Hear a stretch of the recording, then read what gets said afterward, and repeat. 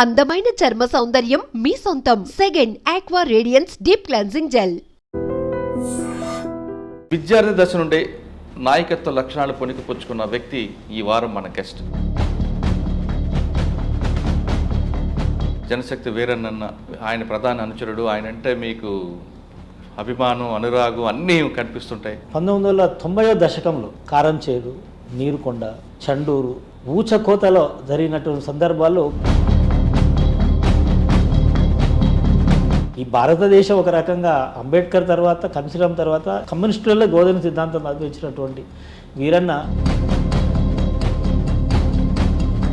ఈ నాయకత్వ లక్షణాలు ఎక్కడి నుంచి వచ్చాయండి? మాది ధనిక రైతు కుటుంబమే, కానీ గొర్రెల కాపరులు. మా నాయన గొర్రెలు కాసేది. నేను కూడా చిన్నప్పుడు గొర్రెల కాడిపోయింది. మా నాయన కూడా గొర్రెల కాడిపోయింది. సంతోషంగా చెప్పగలను ఏంటంటే, మా ఊరిలో మొట్టమొదటి 10th క్లాస్ మొదటిసారిగా పాస్ అయింది నేనే. మాది ఏంటంటే పర్టికులర్గా తెలంగాణ సాయుధ పోరాట భాగం పంచుకున్న గ్రామాల్లో మా గ్రామం ఒకటి. ఈ అణచివేత ఎంత కమ్యూనిస్ట్ పార్టీ ఉన్నప్పటికీ కూడా కుల అణచివేత మా దగ్గర ఉండే. ఒక కార్యకర్త పెళ్ళి అయితే రెడ్లకు ఒక దగ్గర భోజనం, బీసీలకు ఒక దగ్గర భోజనం, ఎస్సీలకు ఒక దగ్గర భోజనం పెట్టేటువంటి కమ్యూనిస్ట్ పార్టీ గ్రామం. అగ్రకులాలు తప్ప వేరోడు ఎవడో ఆ కాలేజీలో ప్రెసిడెంట్ గెలవాలి. 86, 87లో నేను ఒక్కనే గెలిచిన. అంబేద్కర్ బొమ్మ తెచ్చి మా రూమ్లో పెట్టుకుంటే అరే వీళ్ళు క్యాసిస్టు అనేటోళ్ళు మా ఆర్గనైజేషన్ ఉన్న వాళ్ళే. అక్కడికి వెళ్ళి మొదలైంది యాక్చువల్గా మా పోరాటం, మా గొడవ. కానీ వీరన్న గారితో మీకు జరిగిన ఇంకా బాగా గుర్తుండిపోయిన సంఘటనలు చెప్పండి. అంటే ఆ మనిషి యొక్క గొప్పతనం ఏంటంటే, ఒక్కసారి మనిషిని కలిస్తే ఒక 10 నిమిషాలు, ఒక అర్ధ గంట ఆయనకు మనం టైం ఇస్తే. తర్వాత సార్ కోర రాజన్ గారితో మీకున్న అనుభవం ఎలాగ? మేము విద్యార్థి రాజకీయాలలో ఉన్నప్పుడు ఆయన రాజన్నను చూడాలని కోరిక ఉండదు అందరికీ. రాజన్న నిజానికి బయట కమ్యూనిస్ట్ పార్టీలు, నక్సలైట్ పార్టీలు చేసినంత బదనాము ఆయన బయట ప్రపంచం చేయలేదు. యాక్చువల్గా రాజన్న మంచోడు. రాజన్న కేవలం ఒక బెస్తవాడు కాబట్టి, ఒక బలహీన వర్గాలవాడు కాబట్టి కావాల్సినంత పేరు రాలేదు. ఆయన ఈజీగా బదనాం చేసింది. రాజన్నతో పాటు రంగవల్లక్క ఆవిడ గురించి. నేను నెల్లూరులో చదువుకునే రోజుల్లో ఆమె ఆ ప్రాంతం పార్టీకి ఇన్ఛార్జ్ ఉండే. అక్క నా దగ్గర రెగ్యులర్ వస్తున్నారు. ఆ పార్టీలో ఒక 2-3 గొప్ప క్యారెక్టర్లు ఉంటే రంగవల్లక్క ఒక గొప్ప క్యారెక్టర్. అంటే నా దృష్టిలో మాత్రం జార్జి రెడ్డి తర్వాత అంత గొప్ప ఒక రకమైన త్యాగం. నిజంగా ఏం త్యాగం. వీరన్న గారికి ఎన్కౌంటర్ అంటారు, కాదు ఎక్స్చేంజ్ ఆఫ్ ఫైర్ అండ్ పోలీసులు అంటారు, కాదు అందులో ఉన్న ఒక ద్రోహి ఇచ్చిన ఇన్ఫర్మేషన్ ప్రకారమే ఆయన తీసుకెళ్లారనుకుంటారు. ఏది వాస్తవం? 96లో తెలంగాణ మహాసభ పెట్టిన తర్వాత అప్పటి వరకు ఎక్కడో అక్కడ అనుకున్నారు తెలంగాణ రాదు అన్నారు. వేరే తెలంగాణ నాది, వేరే తెలంగాణ కాదని స్లోగన్స్ ఇస్తూ ఉన్నారు. వీరన్న ఏం చేసిందంటే ఆనాడు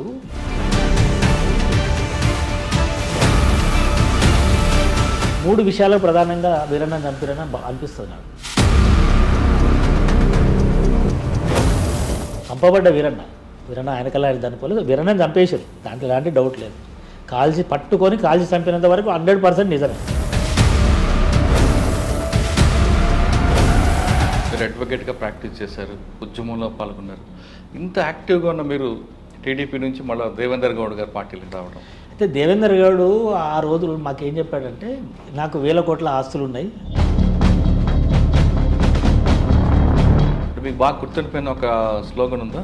జీనా హైతో మరణా సీకో, కథం కథం పర్ లడ్నా సీకో, జార్జి రెడ్డి అమరే అనే స్లోగను బహుశా నేను కొన్ని వేల సందర్భాలు ఇచ్చి ఉంటాను.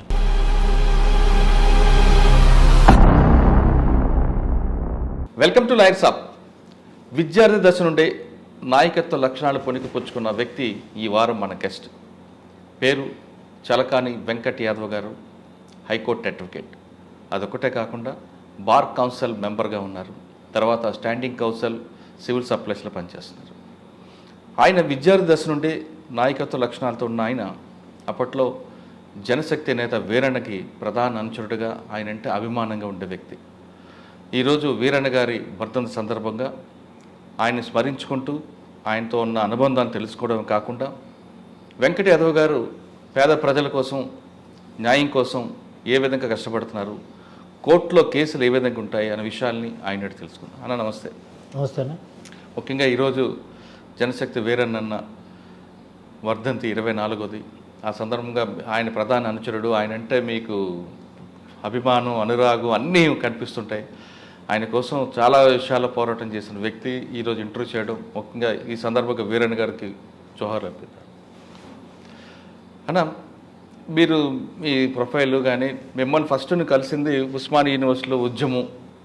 ఆ టైంలో రెగ్యులర్గా రావడం, ఆ విద్యార్థులతో మాట్లాడడం, ఆ ఓయూ హాస్టల్ ఆర్ట్స్ కాలేజ్ దగ్గర మనం రోజు నడుస్తుండేది. అప్పుడే చూసాం, అప్పటికే మీ గురించి జనశక్తి వీరన్న గారు ఇవన్నీ కూడా నడుస్తుంటాయి. చిన్నప్పటి నుంచే మీరు ఆ విద్యార్థి నాయకుడిగా ఉన్న మీకు నాయకత్వ లక్షణాలు వచ్చి, తర్వాత అక్కడి నుంచి 7th క్లాస్ నుంచి అలా పైకి వస్తూ ఒక భావజాలం వచ్చిన వీరన్న గారితో సంబంధాలు ఉన్న బయట నుంచే మీరు ఆయన సపోర్ట్ చేసుకుంటూ రావడం, ఆయన కూడా మీకు అజ్ఞాతలు ఉన్నా సరే మీ భావజాలాన్ని, మీకున్న ఉత్సాహాన్ని ఎక్కడ నీరు గార్చుకొని చేసిన వ్యక్తి. ఒక దశలో ఆయన కోల్పోవడం అనేది బాధాకర విషయం. ఆ సంఘటన ఒకసారి తలుచుకుందాం. దాంతోపాటు మీరు దేవేంద్ర గౌడ్ గారితో పాటు పార్టీ పెట్టడం, ఆ పార్టీలో నల్గొండ జిల్లా అధ్యక్షుడిగా ఉన్న మీకు ఒక దశలో కేసీఆర్ని ఎందుకు విభజించాల్సి వచ్చింది? తర్వాత మీరు ఆ పార్టీలు ఉద్యమంలో అంత యాక్టివ్గా ఉన్న మీకు ప్రభుత్వం వచ్చిన తర్వాత ఎక్కువగా యాక్టివ్గా లేకపోవడం అనేది ఒక ప్రధానంగా కనిపిస్తుంది మైనస్. అంటే ఆ విభేదాలు అనొచ్చా, లేదంటే వాళ్ళ సిద్ధాంతాలు మీకు నచ్చకపోవడం అనేది ఒకటి. తర్వాత మీరు మీ సర్వీస్ ప్రొఫెషనల్గా తీసుకున్నప్పుడు చాలా కేసులు వాదించుంటారు. ఈ జైల్లో ఖైదీలు ఎక్కువగా నిండిపోయిన ఖైదీల విషయంలో మీరు పిల్లి వేయడం కానీ, లేదా జనశక్తి నేత కూర రాజన్ గారి విషయంలో కానీ, కేసుల విషయంలో కానీ, ఇవన్నీ కూడా చెప్తూ పేద ప్రజలకి న్యాయం చేయాలంటే ప్రతి ఎవరైనా సరే కోర్టుకు రావాలంటే ఏం చేయాలి? ఈ ప్రశ్నకు సమాధానం చెప్పే ముందు వెంకట యాదవ్ గారి కుటుంబ నేపథ్యం, విద్యార్థి దశ నుండే మీకు ఆ భావజాలం కానీ, ఆ స్టూడెంట్స్ మీద యొక్క పట్టు కానీ, ఆ నాయకత్వ లక్షణాలు రావడానికి ప్రధాన కారణం. ముందుగా ఐడ్రీమ్ ప్రేక్షకులకు, మురళన్నకు నమస్కారం. అదేవిధంగా ఈరోజు వీరన్న 24వ వర్ధంతి సందర్భంగా వీరన్నని గుర్తు చేస్తూ ఈ కార్యక్రమం నిర్వహిస్తున్నందుకు కూడా మీకు నిజంగా కృతజ్ఞతలు. వీరన్న చనిపోయే నాటికి జనశక్తి నాయకుడు ఏం కాదు. అవును, ఆయన పేరే పీడిఎస్ వీరన్న. అవును, ఆయన పేరే వీరన్న. అంటే మామూలు వీరన్న అంటే ఏ వీరన్న అంటే పీడిఎస్ వీరన్న అనేవాళ్ళు. ఆయన పేరే పీడిఎస్ వీరన్న. ఆయన పీడిఎస్ ఉన్నప్పుడు జనశక్తి ఉన్నది. బట్ ఆయన చనిపోయే నాటికి సిపియుఎస్ఐ అనే ఇండియా సంయుక్త రాష్ట్రాల కమ్యూనిస్ట్ పార్టీ పేరు మీద ఈ దేశంలో కులము వర్గం అనే సిద్ధాంతం రెండింటిని జోడిస్తూ, అంటే ఈ దేశంలో ఉన్నటువంటి అన్ని కమ్యూనిస్ట్ పార్టీలు, ఈవెన్ పాలకవర్గ పార్టీలతో పాటు నక్సలైట్ పార్టీలు కూడా ఓన్లీ వర్గ సిద్ధాంతమే, అంటే ఆర్థిక మూలాల మీదనే, ఆర్థిక సంబంధించినటువంటి విషయాల మీదనే పోరాటం చేస్తే సమస్య పరిష్కారం అవుతుందని, ఈ దేశంలో వర్గమే ఉన్నది. పేదోడు బలిసినోడు అనే 2 వర్గాలే ఉన్నాయని ఈ దేశంలో కమ్యూనిస్ట్ పార్టీలు కానీ నక్సలైట్ పార్టీలు కానీ అంటున్న సందర్భంలో మీకు అంబేద్కర్ని చూసినా, అంబేద్కర్ నుంచి కన్సీరామ్ చూసినా, మీకు 1990వ దశకంలో ప్రధానంగా కారంచేడు, నీరుకొండ, చండూరు తదితర ఊచకోతలో జరిగినటువంటి సందర్భాల్లో పీడిఎస్ ముందుండి ఉద్యమం నడిపింది. అసలు ఆయన గురించి తెలుసుకునే ముందు మీకు ఆయనకు పరిచయం ఎక్కడ? అదే చెప్పు. ఆ పీడిఎస్ ముందుండి ఆ ఉద్యమాన్ని నడిపినప్పుడు వీరన్న మీద ప్రధానంగా ఆనాటి ఆ ఉద్యమము, దాని తర్వాత కన్సీరామ్ 90 ప్రాంతంలో కన్సీరామ్ ఈ దేశంలో చాలా స్పష్టంగా చెప్తారు అన్నమాట. ఆర్థిక స్వతంత్రం, అదేవిధంగా సామాజిక స్వతంత్రం లేనిది రాజకీయ స్వతంత్రం నిలబడదు అని చెప్తాడు. అంటే ఊరికే రాజకీయం కోసం కొట్లాడడం అనేది సాధ్యం కాదు. ఈ 2 స్వతంత్రాలు లేకుండా ఆ స్వతంత్రం వచ్చినా వేస్ట్ అని కన్సీరామ్ చెప్తాడు. కాబట్టి ఈ 3 స్వతంత్రాల మీద కొట్లాడాలంటే కులము వర్గం అనేది రెండింటిని తీసుకుంటేనే ఉపయోగం ఉంటుంది అనేటువంటి కాన్షియస్ కలిగినటువంటి వీరన్న ఆ విధానాన్ని తీసుకొని విభేదించి ఈ దేశంలో, ఈ భారతదేశం ఒక రకంగా అంబేద్కర్ తర్వాత కన్సీరామ్ తర్వాత అంత గొప్ప బహుజన సిద్ధాంతాన్ని, కమ్యూనిస్టులలో బహుజన సిద్ధాంతం అందించినటువంటి వీరన్న వర్ధంతి సందర్భంగా నిజంగా ఆయనకు నివాళులు అర్పిస్తూ, వీరన్న నాకు 1986 ప్రాంతంలో పరిచయం. ఎందుకంటే వీరన్న గారి పరిచయం ముందు మీ కుటుంబ నేపథ్యం పరిచయము అయితే మాది నల్గొండ జిల్లా, ఇప్పుడు ప్రజెంట్ నల్గొండ జిల్లా కేతపల్లి మండలం అని కొప్పోలు విలేజ్ మాది ధనిక రైతు కుటుంబమే, కానీ గొర్రెల కాపరులు. మా నాన్న గొర్రెలు కాసేది. నేను కూడా చిన్నప్పుడు గొర్రెల కాడిపోయేది. మా నాన్న గొర్రెల కాడిపోయాడు. ముందర ఆయన గొర్రెలు తీసుకొని పోతుంటే వెనకంగా పుస్తకం పట్టుకొని గొర్రెల వెనకంగా పోయేవాడిని నేను కూడా. మాకు పెద్ద వ్యవసాయం కొద్దిగా ఎక్కువ 50 ఎకరాలు మూసి ప్రాజెక్ట్ కింద 50 ఎకరాల వ్యవసాయం ఉంది. సో పెద్ద వ్యవసాయ కుటుంబం. బట్ బర్రెలు ఆవులు గొర్రెలు ఉండేది. మా కంచెల్లో మా గొర్రెలు మేసేది. మా నాన్నతో పాటు నేను పోయేవాడిని. హాలిడే వచ్చిందంటే డెఫినెట్గా పోయేవాడిని. అదేవిధంగా చిన్నప్పుడు నేను నాగలు కూడా దున్నేవాడిని.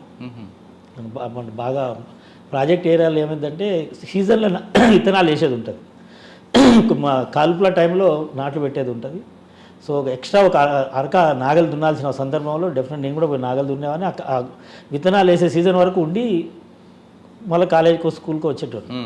అట్లా 5వ తరగతిలో ఇంగ్లీష్ నేర్చుకున్నాను. ఏబిసిడీలు మాకు మా ఊర్లో స్కూల్లో 5th క్లాస్లో ఏబిసిడీలు నేర్పించింది మాకు. హైయెస్ట్ నేను 10th క్లాసులో సూర్యాపేట 10th క్లాసులో గవర్నమెంట్ స్కూల్లో చదువుకున్నా. స్కూల్ సెకండ్ వచ్చిన నేను ఆ రోజు. యాక్చువల్గా స్కూల్ ఫస్ట్ రావాల్సినవన్నీ 10th క్లాస్లో 38 మార్కులు వచ్చినాయి ఇంగ్లీష్లో నాకు. 10th క్లాస్లో ఇంగ్లీష్లో 38 మార్కుల మూలంగా నా స్కూల్ ఫస్ట్ పోయింది. అయితే ధైర్యంగా గుండె మీద చెంది పెట్టుకొని సంతోషంగా చెప్పగలను ఏంటంటే మా ఊరిలో మొట్టమొదటి 10th క్లాస్ మొదటిసారిగా పాస్ అయింది నేనే. ఆనాటి వరకు ఎవరు 10th క్లాస్ డైరెక్ట్ పాస్ కావాలి. నేను 1981-82లో నేను 10th క్లాస్ సెప్టెంబర్ ఎక్కాల్సింది అందరూ తెలిసింది. ఎవడు 10th క్లాస్ పాస్ కాలే. ఈవెన్ మా ఊరిలో రెడ్లు ఎక్కువ. ఈవెన్ రెడ్డీస్లో కానీ ఎవడు డైరెక్ట్ 10th క్లాస్ మొట్టమొదటి పాస్ అయింది మా బ్యాచే. స్కూల్ సెకండ్ వచ్చింది నేనే. దాంట్లో క్లాసులో ప్లాస్ స్కూల్లో ఫస్ట్ వచ్చినటువంటి స్కూల్ సెకండ్ వచ్చినటువంటి వాళ్ళలో మొట్టమొదటి నేను. గుల్లోలు ఇంకైనా 10వ తరగతి పాస్ అయిందని మా ఊర్లో చాలామంది వచ్చి చూసిపోయారు. ఈరోజు కూడా గుల్లోలు ఇంకనే అంటారు. గుల్లోలు ఇంకైనా 10 పాస్ అయినట్టు అని డిస్కస్ చేసుకున్న సందర్భాలు ఉండే ఆ రోజు. ఈ నాయకత్వ లక్షణాలు ఎక్కడి నుంచి వచ్చాయండి? అదే మా అమ్మకి చెప్తే 10 పాస్ అయినమ్మా అంటే ఏమొస్తారా మరి 10 పాస్ అవుతాయని అడుగుతుండే ఆ రోజు. మాది ఏంటంటే పర్టికులర్గా తెలంగాణ సాయుధ పోరాట భాగం పంచుకున్న గ్రామాల్లో మా గ్రామం ఒకటి. మా గ్రామం నంద్యాల శ్రీనివాసరెడ్డి గారని నకరికల్ మాజీ ఎమ్మెల్యే గారి సొంత గ్రామం మాది. 7 అన్నదమ్ముల్లో అత్యంత కిరాతకమైన భూస్వాముల ఒక కుటుంబంలో ఒక కొడుకుని శ్రీనివాసరెడ్డి అంటే ఆయన సిపిఎం పార్టీకి ఆనాడు దళంలో అప్పుడు కమాండరు రైడరు రీడర్ అనేది ఉండేదట. ఆయన one of the important person. తర్వాత సిపిఎం పార్టీ ఎమ్మెల్యే పార్టీ విడిపోయిన తర్వాత ఆయన మొట్టమొదటి ఎమ్మెల్యే అయినా ఈ నియోజకవర్గాన్ని మా గ్రామం. కాబట్టి మా గ్రామంలో 100% సిపిఎం పార్టీ. ఆ కొద్దిమంది దొరోళ్ళు ఆ బంగ్లా అంట వాళ్ళు గడి అంటారు. గడిల దొరోళ్ళు తప్ప మిగతా వాళ్ళంతా సిపిఎం పార్టీ. మా ఫ్యామిలీస్ అన్నీ కూడా సిపిఎం పార్టీలో ఉన్న ఫ్యామిలీసే. చిన్నప్పుడు 2వ తరగతి 3వ తరగతిలో కూడా ఎర్రజెండాకి మనవటను నర్రారావురెడ్డికి మనవటను ఊర్లో పిల్లలందరూ ఉరుకుతుంటే అట్లా ఉరికినటువంటి మాకు మా పక్క గ్రామంలో రవీందర్ రెడ్డి అని మందడి రవీందర్ రెడ్డి అని సినిమా యాక్టర్ ప్రభాకర్ రెడ్డి వల్ల అన్న కొడుకు. ఆర్ఎస్ఓ రీఆర్గనైజింగ్ కమిటీ ఆర్గనైజేషన్ చేసేవాడు. చాలా చూస్తే చాలా హైట్ స్మార్ట్ చాలా అద్భుతమైనటువంటి గొప్ప లీడర్షిప్ క్వాలిటీ ఉన్న త్యాగధనుడు ఆయన మా పక్క గ్రామం అనమాట. కలిసి ఉంటుంది. రవీందర్ రెడ్డి గారు ఈ ఊరికి వచ్చినట్టు అందరం పోయి చూసేవాళ్ళు అనమాట ఆ రోజుల్లో. అంత పెద్ద ఇన్ఫ్లుయెన్షియల్ పర్సన్ ఆయన. ఆయనతో పాటు మా గ్రామాల్లో కూడా కొంతమంది ఆయన ఫాలోవర్స్ ఉంటారు. సిపిఎం పార్టీలో ఉండేటోళ్ళు బట్ ఆయన ఫాలోవర్స్ ఉండేటోళ్ళు అనమాట. డే టైంలో సిపిఎం పార్టీ, రాత్రిపూట నక్సలైట్ పార్టీ లాగా అక్కడ మా దగ్గర అదొక సంఘం నడుస్తుండే. వాళ్ళని చూసిన తర్వాత అక్కడ మా దగ్గర ఉన్న కొన్ని ఈ అణిచివేతలు ఎంత కమ్యూనిస్ట్ పార్టీ ఉన్నప్పటికీ కూడా కుల అణిచివేత మా దగ్గర ఉండే. కుల అణిచివేత వేరు అంటే భోజనాలు పెడితే ఫర్ ఎగ్జాంపుల్ ఒక కార్యకర్త పెళ్ళి అయితే అంత కమ్యూనిస్ట్ పార్టీ ఊరే. ఒక కార్యకర్త పెళ్ళి అయితే రెడ్లకు ఒక దగ్గర భోజనం, బీసీలకు ఒక దగ్గర భోజనం, ఎస్సీలకు ఒక దగ్గర భోజనం పెట్టేటువంటి కమ్యూనిస్ట్ పార్టీ గ్రామం అది. సో అట్లా చాలా సందర్భాలు అట్లా అవమానంగా ఉండేది. అక్కడ ఉన్న సందర్భాల్లో ఎందుకో ఆ సిపిఎం పార్టీ వాళ్ళ యొక్క సామాజిక అవగాహన లేదు వీళ్ళకు. ఈ కులతత్వం అనేది వీళ్ళ దగ్గర ఉన్నదనే ఒకే ఒక యాంగిల్లో కాలేజీలకు వచ్చిన తర్వాత జార్జిరెడ్డి అమరత్వం గురించి మాట్లాడుతున్నప్పుడు కానీ అప్పుడే జార్జిరెడ్డి చనిపోయి మేము కాలేజీలకు స్కూల్స్కి వచ్చేవాటికి ఒక 10 ఏళ్ళు అయింది. ఆయన 74లో చనిపోయినట్టు ఒక 10 ఏళ్ళలో మేము స్కూల్స్లో ఉన్నాం. స్కూల్స్లో అద్భుతంగా పీడిఎస్ పేరు మీద కాలేజీలు స్కూల్స్ బైకాట్ చేయడం, కాలేజీలు బైకాట్ చేయడం అన్నీ కూడా ఉంటుండే. అట్లా ఇన్ఫ్లుయెన్స్ గురైపోయి యాక్చువల్గా నేను పీడిఎస్లో 7th క్లాస్లో జిల్లా కమిటీ మెంబర్ అయ్యాను. నెక్కర్ మీదనే నెక్కర్ వేసుకున్న రోజుల్లోనే నేను జిల్లా కమిటీ మెంబర్ని అయినా. నాకు ఎందుకు ఆ రోజుల్లో నేను తర్వాత ఆలోచించుకుంటే ఇప్పుడు ఆలోచించుకుంటే కూడా అర్థమైంది అసలు నన్ను ఎందుకు అంత చిన్న వయసులో కూడా వీళ్ళు కమిటీలలో పెట్టుకున్నారు అర్థం కాకపోతున్నా. కానీ నేను బాగా వాల్ రైటింగ్ రాస్తాను. ఓకే. పాటలు కూడా పాడుతుంటాయి. ఇప్పుడు పాడతలేను కానీ పాటలు కూడా పాడుతుంటాయి. బాగా స్లోగన్స్ ఇస్తాను. బాగా గట్టి నోరు ఉంటుంది. స్పీచ్ ఇస్తే కూడా ఇక పర్వాలేదు, మొత్తం మీద మిగతా వాళ్ళకంటే మంచిగా అదరగొట్టగలుగుతాం పక్కొని. అంటే మీకు బాగా గుర్తుండిపోయిన ఒక స్లోగన్ ఉందా అప్పుడు? జీనా హైతో మరణా సీకో, కథం కథం పర్ లడ్నా సీకో, జార్జ్ రెడ్డి అమరే అనే స్లోగను బహుశా నేను ఒక కొన్ని వేల సందర్భాలు ఇచ్చి ఉంటాను. నేను ఒక గోడ మీద లక్షలు కూడా అనొచ్చు, కొన్ని వేల సందర్భాలు గోడల మీద రాసి ఉంటాను. జీనా హైతో మరణా సీకో అనేది నిక్క పొడిస్తే కదా, మనం కొన్ని వందల మంది ఇటు ఉంటాం, కొన్ని వందల మంది అటు ఉంటారు వాళ్ళు, మనం రోమాలు నిక్కపరుస్తాయి. జీనా హైతో మరణా సీకో, కథం కథం పర్ లడనా సీకో అనగానే కొనక నుంచి వందలాది మంది విద్యార్థులు జీనా హైతో మరణా సీకో అంటారు. అటువైపు ఏబీపీలో ఉంటారు, వాళ్ళు ఏదో అంటుంటారు. మాకు ఏబీపీలో బాగా ఒక గొడవలు ఉంటుండే బాగా. అక్కడి తగిలి సూర్యాపేట స్కూల్ జూనియర్ కాలేజ్ అయిపోయినాక నల్గొండ డిగ్రీ కాలేజ్కి వచ్చిన తర్వాత నేను అన్ని సందర్భాల్లో ఎన్నికల్లో గెలిచిన. నేను నల్గొండ డిగ్రీ కాలేజ్ 1956లో ఏర్పడింది. 1956 to 1986 ఏ బ్యాక్వర్డ్ క్లాసెస్ వాడు కానీ, ఏ ఎస్సీ వాడు కానీ, ఎస్టీ వాడు ఎవడు ఆ కాలేజీలో ప్రెసిడెంట్గా గెలవలేకపోయారు. అగ్రకులాలు తప్ప వేరేవాడు ఎవడో ఆ కాలేజీలో ప్రెసిడెంట్ గెలవాలి. 86, 87లో నేను ఒక్కనే గెలిచిన. మళ్ళా తర్వాత ఎవడు గెలవాలి. ఆ 35,000 మంది విద్యార్థులు ఉన్న కాలేజ్ అది. మా సామాజిక వర్గాల్లో చూసుకుంటే మా సామాజిక 10-20 మంది కూడా లేరు ఆ రోజు విద్యార్థులు. కానీ అప్పుడు మాకు అడ్వాంటేజ్ ఏంటంటే మురళీధరరావు కమిషన్ 86లో, మండల్ కమిషన్ మండల్ కమిషన్ 80లో వచ్చింది, మనకు 90లో వచ్చింది. 86లో మురళీధరరావు కమిషన్. మురళీధరరావు ఎన్టీ రామారావు కాలంలో ఏంటంటే బీసీ రిజర్వేషన్లకు సంబంధించేసి ఎంత పర్సంటేజ్ వీళ్ళకి ఇవ్వాలి, ఇలా పర్సంటేజ్ ఎంత ఉన్నదని ఒక మురళీధరరావు అన్నట్టు ఆయన ఒక కమిషన్ ఇస్తే ఆయన బీసీలు 54% ఉన్నారు, ఇలా 44% రిజర్వేషన్లు అని రికమెండ్ చేస్తాడు. ఆ సందర్భంలో చాలా పెద్దది ఆందోళన అయింది. సో ఆ ఆందోళనకు ఒక రకంగా ఆ ఆందోళనకు నేనే నాయకత్వం వహించిన. ఆ ఆందోళనకు నాయకత్వం వహించిన ఫలితమే ఆ రోజు రిజర్వేషనిస్టులు యాంటీ రిజర్వేషనిస్టుల మధ్య జరిగిన పోరాటం. నేను పీడిఎస్ పేరు మీద ఉన్నా, but pro reservation. Anti reservation అతనే నా మీద ఓడిపోయాడు, మిగతా అన్ని సంఘాలన్నీ ఎగిరిపోయినాయి. సో ఆ విద్యార్థి ఎన్నికల్లో ఎప్పుడైతే గెలిచినామో అప్పుడు వీరన్న లైన్లోకి వచ్చేసాడు మాకు. ఆ రోజులలో మాకు అప్పటికి 86 అంటే చాలా కాలం అయింది. అయినా అంబేద్కర్ బొమ్మ మా రూమ్లలో పెట్టుకుంటే వీడు క్యాస్టిస్ట్ అనేవాళ్ళు. అంబేద్కర్ బొమ్మ రూమ్లో కనపడితే అసలు తెలియదు ఆ రోజుకు మాకు అంబేద్కర్ ఎవరో తెలియదు. యాక్చువల్గా అంత పెద్ద జిల్లా విద్యార్థి నాయకుడిగా, అంత పెద్ద డిగ్రీ కాలేజ్ అధ్యక్షుడిగా ఉన్న అంబేద్కర్ ఎవరో తెలియదు. అంబేద్కర్ బొమ్మ తెచ్చి మా రూమ్లో పెట్టుకుంటే అరే వీళ్ళు క్యాస్టిస్ట్ అనేటోళ్ళు మా ఆర్గనైజేషన్ ఉన్న వాళ్ళే. అక్కడికి వెళ్ళి మొదలైంది యాక్చువల్గా మా పోరాటం, మా గొడవ. ఆ రోజు రిజర్వేషన్లకు మద్దతు ఇవ్వద్దని మా సంఘం కూడా న్యూట్రల్ స్టాండ్ తీసుకొని ఉన్నారు. ఓకే, న్యూట్రల్ స్టాండ్ తీసుకొని ఉంటే అట్టెట్లా న్యూట్రల్ స్టాండ్ తీసుకుంటారు? మాలాంటి 4-5 చదువుకున్న వాళ్ళ మేమేమో మీ పీడిఎస్ పేరు మీద ఇంకో పేరు మీద రిజర్వేషన్లకు వ్యతిరేకంగా అనుకూలంగా పోకుండా స్టాండ్గా ఉండాలి.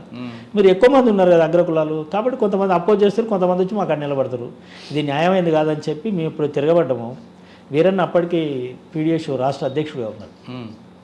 సో ఆయన సపోర్ట్ చేయడము, వాళ్ళందరూ కలిసి మాట్లాడుకోవడం. అప్పుడు రాజన్న కన్సర్న్ పార్టీకి అధ్యక్షుడు సెక్రటరీ ఉండడం వల్ల ఆ రోజు లేదు, మనం రిజర్వేషన్లకు మద్దతుగా నిలబడాలని ఒక డెసిషన్ తీసుకున్నారు. రిజర్వేషన్లకు మద్దతుగా నిలబడాలని ఇప్పుడు డెసిషన్ తీసుకున్నారు. మా పని ఈజీ అయిపోయింది. మేము రిజర్వేషన్లకు మద్దతుగా కాలేజ్ బైకాట్ చేసేవాళ్ళం, లేదు రిజర్వేషన్లకు వ్యతిరేకంగా కూడా వస్తే కాలేజ్ బైకాట్ చేయకపోతుంది. నేను కాలేజ్ ప్రెసిడెంట్ ఉండి కూడా చాలా యాక్టివిటీ చేసినాం. ఓకే, అంటే వీరన్న గారితో మీకు అది ఆ సందర్భంలో మాకు గెలిచిన విద్యార్థి సంఘాల నాయకులకు ఒక ట్రైనింగ్ క్లాస్ పెట్టారు నల్గొండ ట్రైనింగ్ క్లాస్ పెడితే వీరన్న వచ్చిండు. ఆ రోజు నైట్ క్లాస్ అయిపోయాక పడుకున్నాం అందరం రూమ్లో. తెల్లారేట 3 గంటలకు వచ్చి పోలీసు వాళ్ళు తీసుకుపోయారు. ఎవరిని? మమ్మల్ని అందరినీ తీసుకుపోయారు వీరన్నతో పాటు. వీరన్నను బాగా గుర్తుపట్టేటటువంటి విజయ్ సింగ్ అని ఒక ఎస్ఐ ఉండే అక్కడ టౌన్లో. విజయ్ సింగ్ మీకు తెలిసిన విజయ్ సింగ్ టౌన్లో ఉండే. వచ్చి ఆయనే కదా. అరే వీరన్న నువ్వు ఉన్నావు కదా, వీరన్న ఏమున్నది ఊరికే మాట్లాడి పంపిస్తాం అన్న, తీసుకురమ్మనడానికి తీసుకుపోయి మమ్మల్ని 3 రోజులు వడబెట్టిండు. ఆ సందర్భంగానే వీరన్న ఒక రకంగా ఇంట్రడ్యూస్. సరే అంతకుముందు పరిచయం ఉన్నది కానీ బాగా 2 రోజులు కలిసి పోలీస్ స్టేషన్లో కూర్చున్నాం కాబట్టి అప్పటి నుంచి బాగా పరిచయం అయ్యాడు. చాలా విషయాల్లో షేర్ చేసుకోవడం కానీ, మంచి చెడ్డ ఉండడం కానీ. అప్పటి నుంచి తను చనిపోయేంత వరకు కూడా రెగ్యులర్గా కలిసి. ఎన్ని సంవత్సరాలు ఉండొచ్చాను ఇద్దరి మధ్యన? 86 అంటే 99లో చనిపోయింది ఆయన. 86, 15 ఏళ్ళు, ఒక 15 years. 15 సంవత్సరాల జర్నీలో ఆయనకి మీకున్న అనుబంధం ఎక్కడ బాగా గుర్తుండిపోయిన చెప్పండి. హయ్యెస్ట్ ఏంటంటే నేను డిగ్రీ అయిపోయిన తర్వాత నెల్లూరులో పోయి లా చేసిన నేను. లా చేయాలని ఎందుకు అనిపించింది? లా అనేది కేవలం ఈ పోలీస్ రిప్రెషనే. మా మీద ఇప్పుడు చెప్పనీకి వస్తుందో కాదు కానీ ప్రతినిత్యం ఆ పోలీసు వాళ్ళని చూసి భయపడేవాళ్ళం మేము. ఇప్పుడు చాలా ఈజీ ఉంది కానీ ఒక పోలీస్ కానిస్టేబుల్ ఆ రూట్లో వస్తే కూడా మనం వెనకంగా పోలీసు వాళ్ళు తిరుగుతున్నారని భయపడేవాళ్ళం రోజులు అవి. వాల్ రైటింగ్ చేస్తే రన్నింగ్ చేసుకుంటా దాని తీసుకుపోయి స్టేషన్లో కూర్చోబెట్టి పొద్దునట్టు పంపించేటోళ్ళు ఎవరైనా వచ్చి పంపిస్తే. ఆ రిప్రెషన్ అప్పుడు బ్యాన్ ఏం లేదు, రిప్రెషన్స్ లేవు, కానీ ఎందుకో వాల్ రైటింగ్ చేస్తే రాత్రి కూడా పట్టుకపోయేటోళ్ళు పోలీసులు వచ్చి. ఆ కండిషన్లో నేను అక్కడ లా చేసిన తర్వాత ఉస్మాన్ యూనివర్సిటీలో, అంటే నేను ఆర్గనైజేషన్ తోటి టచ్ నుండి ఇక్కడే ఉండేవాడిని ఎక్కువ, బట్ వచ్చి ఎంఏ జాయిన్ అయిన తర్వాత కొంచెంకాలం నేను అంటే కూల్గానే ఉన్నా. యూనివర్సిటీ విద్యార్థుల పోరాట కమిటీ అని ఒకటప్పుడు ఏర్పాటు చేయాల్సి వచ్చింది. ప్రధానంగా ఏంటంటే క్యాపిటేషన్ ఫీజు మూమెంట్ వచ్చింది. నెదురువెల్లి జనార్దన్ రెడ్డి గారు 9 మెడికల్ డెంటల్ కాలేజీలకు పర్మిషన్ ఇచ్చారు 92. అప్పుడు Osmania university student struggle committee అని ఒకటి ఏర్పాటు చేసినాం. దానికి నేను కన్వీనర్గా ఉండి, తదనంతర కాలంలో అది రూపాంతరం చేసి ఆల్ యూనివర్సిటీ స్టూడెంట్ స్ట్రగుల్ కమిటీగా మారింది. దానికి నేను స్టేట్ కన్వీనర్గా ఉండి, ఈ ఏర్పాటు చేయడం వెనుక వీరన్న అద్భుతమైనటువంటి కృషి ఉండే. అప్పుడు పీడిఎస్ వీరన్న బ్యాక్గ్రౌండ్లో ఉండి నన్ను ఈ రాష్ట్రం మొత్తం తిప్పిండు. బహుశా అన్ని యూనివర్సిటీలో పోయి మాట్లాడి స్పీచ్లు ఇచ్చి కమిటీలు వేసి వచ్చిన.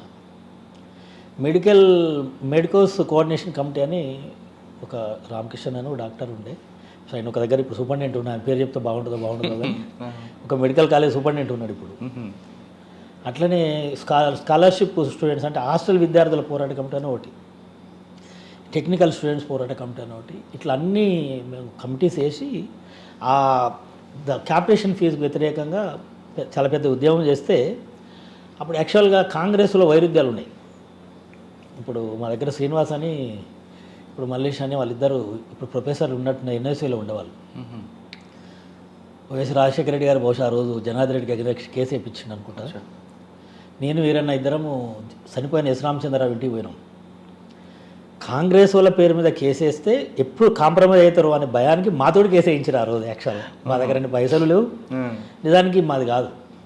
వీరన్న ఫస్ట్ పిటిషనర్, నేను సెకండ్ పిటిషనర్గా ఆ క్యాపిటేషన్ ఫీజు మూమెంట్కి క్యాపిటేషన్ ఫీజు జీవోని ఛాలెంజ్ చేస్తూ హైకోర్టులో కేసు వేస్తే ఎస్ రామచంద్రరావు గారు చేశారు.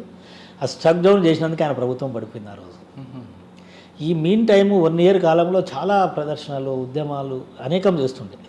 సూర్యాపేటలో ఒక సభ కూడా పెట్టినట్టున్నారు కదా అప్పుడు. అది 1996లో తెలంగాణ మహాసభ, ఆ సభ పెట్టినారు. దానికి వీరన్న గారు, వీరన్న బ్యాక్గ్రౌండ్ కానీ యాక్చువల్గా వి ప్రకాష్, చెరుకు సుధాకర్, భరత్ కుమార్, వీళ్ళు, నేను అప్పటికి నకరికల్లో ఉంటున్నా. అప్పటికి లాయర్ అయినా నేను, లాయర్గా ఎన్రోల్ అయిపోయినా నేను. యూనివర్సిటీ నుంచి వెళ్ళిపోయి లాయర్గా ఎన్రోల్ అయిపోయి, మాది నకరికల్ కాన్స్టిట్యున్సీ వస్తుంది కాబట్టి నేను నకరికల్లో ప్రాక్టీస్ చేస్తున్నా. చెరుకు సుధాకర్ చిన్న క్లినిక్ ఉండే, హాస్పిటల్ షాప్ లాంటిది ఉండే. షాప్లో రాత్రిపూట వచ్చి ప్రకాష్ అన్న, భరత్ అన్న, ఇంకా కూడా ఎవరో ఉన్నారు గుర్తులేదు, తెల్లవాళ్ళు డిస్కషన్ చేసారు వాళ్ళు తెలంగాణ మహాసభని ఎట్లా నడపాలి ఏంటి అని. నా ఇల్లు కూడా అక్కడ దగ్గరలో ఉండే. సుధాకర్ అన్న క్లోజ్ ఉంటాడు, పిలిస్తే నేను కూడా ఆ రోజు నైట్ అంతా ఉన్నా. బట్ ఆ రోజు నేను నాయకుని కాదు, వీళ్ళు నాయకులు. అంటే విద్యార్థి రాజకీయాల నుంచి వచ్చి నేను బతుకుదేరు ఒక రకంగా ఏంటంటే, అప్పటికి మధ్యలో చాలా సంఘటనలు జరిగినాయి. ఒక భయము, ప్రాణ భయమా లేకపోతే బతుకుదేరు కోసమో, కానీ నేను అప్పుడు కొంతకాలం తెలుగుదేశంలో పనిచేసిన. తెలుగుదేశంలో అంటే యూనివర్సిటీ నుంచి పోయినాక రిప్రెషన్ భయానికి తెలుగుదేశంలో జాయిన్ అయిపోయినా. ఒక వాస్తవం మాట్లాడంటే రిప్రెషన్ భయమే. నిజంగా అబద్ధం అంత దాచుకోవాల్సినంత భయం ఏముంది ఈరోజు మనం మామూలుగా ఉన్నాం. కానీ వీరన్న గారితో మీకు జరిగిన ఇంకా బాగా గుర్తుండిపోయిన సంఘటనలు చెప్పండి. నేను ఉండే రోజుల్లో అప్పుడు అసలు ఆయన ఒకనొక దశలో నేను పెద్ద పట్టించుకోకుండా యూనివర్సిటీలో కామగుంటుంటే, సంజీవ్ రెడ్డి అని ఉంటాడు, తోకల సంజీవ్ రెడ్డి అని ఉంటాడు. ఇద్దరు వచ్చి నన్ను ఠాగూర్ ఆడిటోరియం దగ్గర చెట్ల మధ్య కూర్చోబెట్టి, నువ్వేం చేస్తావురా ఇప్పుడు యాక్టివ్ కావాలంతే. అంటే ఆ మనిషి యొక్క గొప్పతనం ఏంటంటే, ఒక్కసారి మనిషిని కలిస్తే ఒక 10 నిమిషాలు, ఒక అర్ధ గంట ఆయనకు మనం టైం ఇస్తే ఆయన లోకంలో తీసుకుపోగలడు. ఇలా కేసీఆర్ కనుక ఎట్లయితే ఒక 5 నిమిషాలు 10 నిమిషాలు ఇవ్వడానికి టైం ఇస్తే ఆయన లోకాన్ని తీసుకుపోయి మెస్మరైజ్ చేసి మామూలు ఉన్నాయితే ఒక 5 సంవత్సరాల కాలంలో ఆయన అభిమానికి ఉండిపోతారు కేసీఆర్కి. అలా మనలాంటి వాళ్ళు అంటే ముందు అర్థమైపోద్ది మనకు, కానీ బట్ ఈయన కూడా అంతే. వీరనే చెప్తే మనం చేద్దాం తీ అనుకుంటాం అన్నట్టు, అంతే. వేరే ఏమి ఆలోచించం, వీరనే చెప్తుంటే చేద్దాం అని. అంత మనిషి ఏంటంటే ఒక ఎమోషనల్ అటాచ్మెంట్ ఉంటాడు. ఆయన పని చెప్పినట్టు అనిపేది. ఆయన చెప్పితే కమాండ్ చేస్తుండే, మనకు ఆర్డర్ చేస్తుండే, ఈయన పని చెప్తున్నలాగా ఉండదు, కన్విన్స్ చేసేస్తాడు. మన బాధ్యత అని చెప్తున్నాను అనమాట. సో ఆ బాధ్యతలో నన్ను మధ్యలో ఒకానొక దశలో డిగ్రీ కాలేజ్ ప్రెసిడెంట్ అయిపోయిన తర్వాత మామూలుగా నేను ఎప్పుడు ఓల్డ్ టైం అని కాదు, పార్టీలో కానీ విద్యార్థి సంఘాలు కానీ నేను ఎన్నడూ ఓల్డ్ టైం అని కాదు. మా అలాంటి వాళ్ళందరికీ ఏంటంటే ఒక వ్యూ ఉంటుండే అన్న, ఏమంటే ఓల్డ్ టైమర్ అంటే అంటే ఎందుకో చిన్నప్పటి నుంచి కూడా నాకు ఒక వ్యూ, ఓల్డ్ టైమర్ అంటే ఏంది, కట్టుబానేసలాగా నేను ఫీల్ అయ్యేవాడిని. ఓల్డ్ టైమర్ అని చేయొద్దు, నేను ఓల్డ్ టైమర్ల కంటే ఎక్కువ పని చేస్తాను, బట్ నేను ఓల్డ్ టైమర్ మాత్రం ఉండను. చాలా సందర్భాలు అడిగితే కూడా చెప్పాను, నేను ఎన్నడూ ఓల్డ్ టైమర్ని కాదు, ఎన్నడూ నా పార్టీ మెంబర్ని కాదు, బట్ పని అంతా నేనే చేసేవాడిని. అట్లనే ఏంటంటే మధ్యలో నా డిగ్రీ అయిపోయింది, బీఎడ్ అయిపోయింది, లా అయిపోయింది, చాలా క్యాజువల్గా పెళ్లి చేసుకుందాం, మన బతుకు నిమ్మలంగానే అనుకున్న టైంలో లేదు అని, లేదు నువ్వు గట్టిగా పనిచేయాలి అని వచ్చేసి 91 అలా గట్టిగా పడితే అప్పుడు యూనివర్సిటీ విద్యార్థుల పోరాట కమిటీలని ఇదని జనార్దన్ రెడ్డి ప్రభుత్వాన్ని కూలిపోవడము, తదనంతర కాలంలో ఈ మే 17th అనేది రకరకంగా ఈ పంచాయతీలకి వచ్చింది అదంతా. సో అయితే నేను ఈ మే 17th దాంట్లో కూడా నేను యాక్టివ్, వాళ్ళ నిర్మాణంలో కానీ దాంట్లో కానీ లేదు. మీరన్న అభిమానం నాకు యాక్చువల్గా సైమల్టేనియస్గా రాజన్న అంటే కూడా అంతే అభిమానం ఉండేవాడిని. ఈరోజు కూడా రాజన్న అంటే అభిమానమే, ఆయన పని చెప్తే చేసి పెడతాను. వాళ్ళిద్దరి మధ్య విభేదాలు, వాళ్ళిద్దరి మధ్య విభేదాలకు ఒక రకంగా నేను కూడా కొంత సాక్షిభూతనే అయితేనో వాళ్ళిద్దరి మధ్యలో ఉండే చాలా సందర్భాలు ఉండేవాడిని నేను కూడా. విభేదాలు అంటే సిద్ధాంతపరమైన బాధ, అది సిద్ధాంతపరంగా. యాక్చువల్గా రాజన్న ఈ సందర్భంలో రాజన్న నిజానికి బయట కమ్యూనిస్ట్ పార్టీలు, నక్సలైట్ పార్టీలు చేసినంత బదనాం ఆయన బయట ప్రపంచం చేయలేదు. యాక్చువల్గా రాజన్న మంచోడు. నీకు సిరిసిల్ల జగిత్యాల పోరాటంలో కానీ, గోదావరి లోయ ప్రతిఘటన పోరాటంలో కానీ, తెలంగాణ ప్రాంతంలో నక్సలైట్ ఉద్యమ విస్తరణలో కానీ రాజన్న పాత్ర అద్భుతమైన పాత్ర. నేను అనుకుంటా, నేను కొంచెం మావాడు ఎక్కువ మాట్లాడినని రేపు విన్నోడు ఎవడని అనుకున్నాను, ఏం చేయలేను. కానీ రాజన్న కేవలం ఒక బెస్తవాడు కాబట్టి, ఒక బలహీన వర్గాలవాడు కాబట్టి కావాల్సినంత పేరు రాలేదు, ఆయన ఈజీగా బదనాం చేశారు చాలామంది రకరకాలుగా. బట్ రాజన్న ఆలోచించిన ఆలోచన నుండే వీరన్న బహుజన వాదానికి రాగలిండే తప్ప, రాజన్న ప్లేస్లో వేరే వాళ్ళు ఎవరన్నా ఉంటే వీరన్న ఈ నిర్ణయం తీసుకునే సాహసం కూడా చేసేవాడు, ఆ స్వేచ్ఛ కూడా ఆయనకి ఎక్కడ ఉండేది కాదు. రాజన్న ప్రోత్సాహంతో వీరన్న ఆ రోజు. రాజన్నతో పాటు రంగవల్లక్క, ఆవిడ గురించి చెప్పండి. రంగవల్లక్క రంగవల్లక్క నాకు బాగా ఎమోషనల్ అటాచ్మెంటే. మరి వాళ్ళ నిర్మాణం గురించి చెప్పొచ్చో చెప్పకూడదో తెలియదు నాకు. బట్ నేను నెల్లూరులో చదువుకునే రోజుల్లో ఆమె ఆ ప్రాంతం పార్టీకి ఇన్ఛార్జ్ ఉండే, నా దగ్గర వస్తూ ఉంటుండే. అక్కడ తెలంగాణ నుంచి పోయినటువంటి విద్యార్థుల రూములు, నా రూము పర్టికులర్గా నేను ఒక్కనే ఉండేది. అక్క నా దగ్గర రెగ్యులర్ వస్తుండే నాకు. ఆమె నిజంగా ఆ పార్టీలో గొప్ప త్యాగవంతులలో నాకు మన జారిరెడ్డి తర్వాత ఆమె కనపడుతుంది. అంటే అన్నీ ఉన్న ఒక గొప్ప ధనవంతుల కుటుంబం నుంచి వచ్చి ఆవిడతో చాలా బాగా మాట్లాడారు ఉంటారు కదా. సాధారణంగా ఆవిడ బడుగు బలహీన వర్గాలు కదా, అగ్రవర్ణాల నుంచి వచ్చి ఆ భావాజాలం ఎక్కడొచ్చిందని ఎప్పుడని చెప్పారు ఆవిడ. అంటే ఆమె చాలా డీక్లాసిఫై అవుతుంది. డీక్లాసిఫై అంటే చాలా సాధారణంగా ఉండడానికి ఒప్పుకుంటుంది. అసలు నేను ఎప్పుడు మొదట్లో అనుకున్నా, అరే ఏం రంగవల్లక్క ఇట్లా ఉంటుందా, ఇంత మామూలుగా ఉంటుందా అనుకున్నట్టు. చాలా సింపుల్ అసలు. ఆమెను చూస్తే మనం అభిమానులుగా మారిపోవాల్సింది, అలా ఉంటుంది నాకు పరిచయం. ఇట్లానా అయితే నా దగ్గర ఉంటుండే రూమ్లో, అటు వచ్చినప్పుడు మా రూమ్లో. ఎప్పుడైనా ఆవిడ మాట్లాడారా, ఎందుకు ఈ భావజాలం పట్టుకున్నారా? అంటే అక్కడ ఉన్నప్పుడు కూడా నేను ఏంటంటే వీరసంలో ఏపీసీఎల్సీ యాక్టివిటీస్, అక్కడ ప్రకాశం నెల్లూరు జిల్లాల పీడిఎస్ యాక్టివిటీస్ మళ్ళీ ఆడిపోయినాక చేస్తూనే ఉండేది. అక్కడ అంబేద్కర్ అని మా స్టేట్ ప్రెసిడెంట్ ఉండే, అంబేద్కర్ అన్నతో కలిసి అక్కడ అన్నీ తిరుగుతుండేది. అక్క వచ్చినప్పుడు ఆమె నా దగ్గర వస్తుందని ఎవరికి తెలియదు, ఇప్పుడు చెప్పినాము, వాళ్ళకి తెలిసి ఉండవచ్చు బహుశా. బట్ అక్క నా దగ్గర వస్తుండే రెగ్యులర్గా. ఆమె ఏంటంటే యూనివర్సిటీలో ఉన్నప్పుడే జార్జ్ రెడ్డి, రాజన్న వీళ్ళకి ఇన్ఫ్లుయెన్స్ గురయ్యే ఆమె పార్టీ ఆర్గనైజేషన్లోకి వచ్చింది. ఆటోమేటిక్గా రాజన్న అభిమాని ఆమె. వాళ్ళిద్దరి మధ్యన స్నేహబంధం, స్నేహబంధము, ప్రేమ వాళ్ళిద్దరి మధ్య చాలా గొప్ప వివాహం వరకు చాలా గొప్ప బంధం. చాలా రాజన్న అభిమాని ఆమె. అందరూ రాజన్న అభిమానులు ఉంటారు కానీ ఆమె కూడా రాజన్న అభిమానే. అచ్చా. సో రంగవల్లక్క అద్భుతమైనటువంటి క్యారెక్టర్. ఆ పార్టీలో ఒక 2-3 గొప్ప క్యారెక్టర్లు ఉంటే రంగవల్లక్క ఒక గొప్ప క్యారెక్టర్.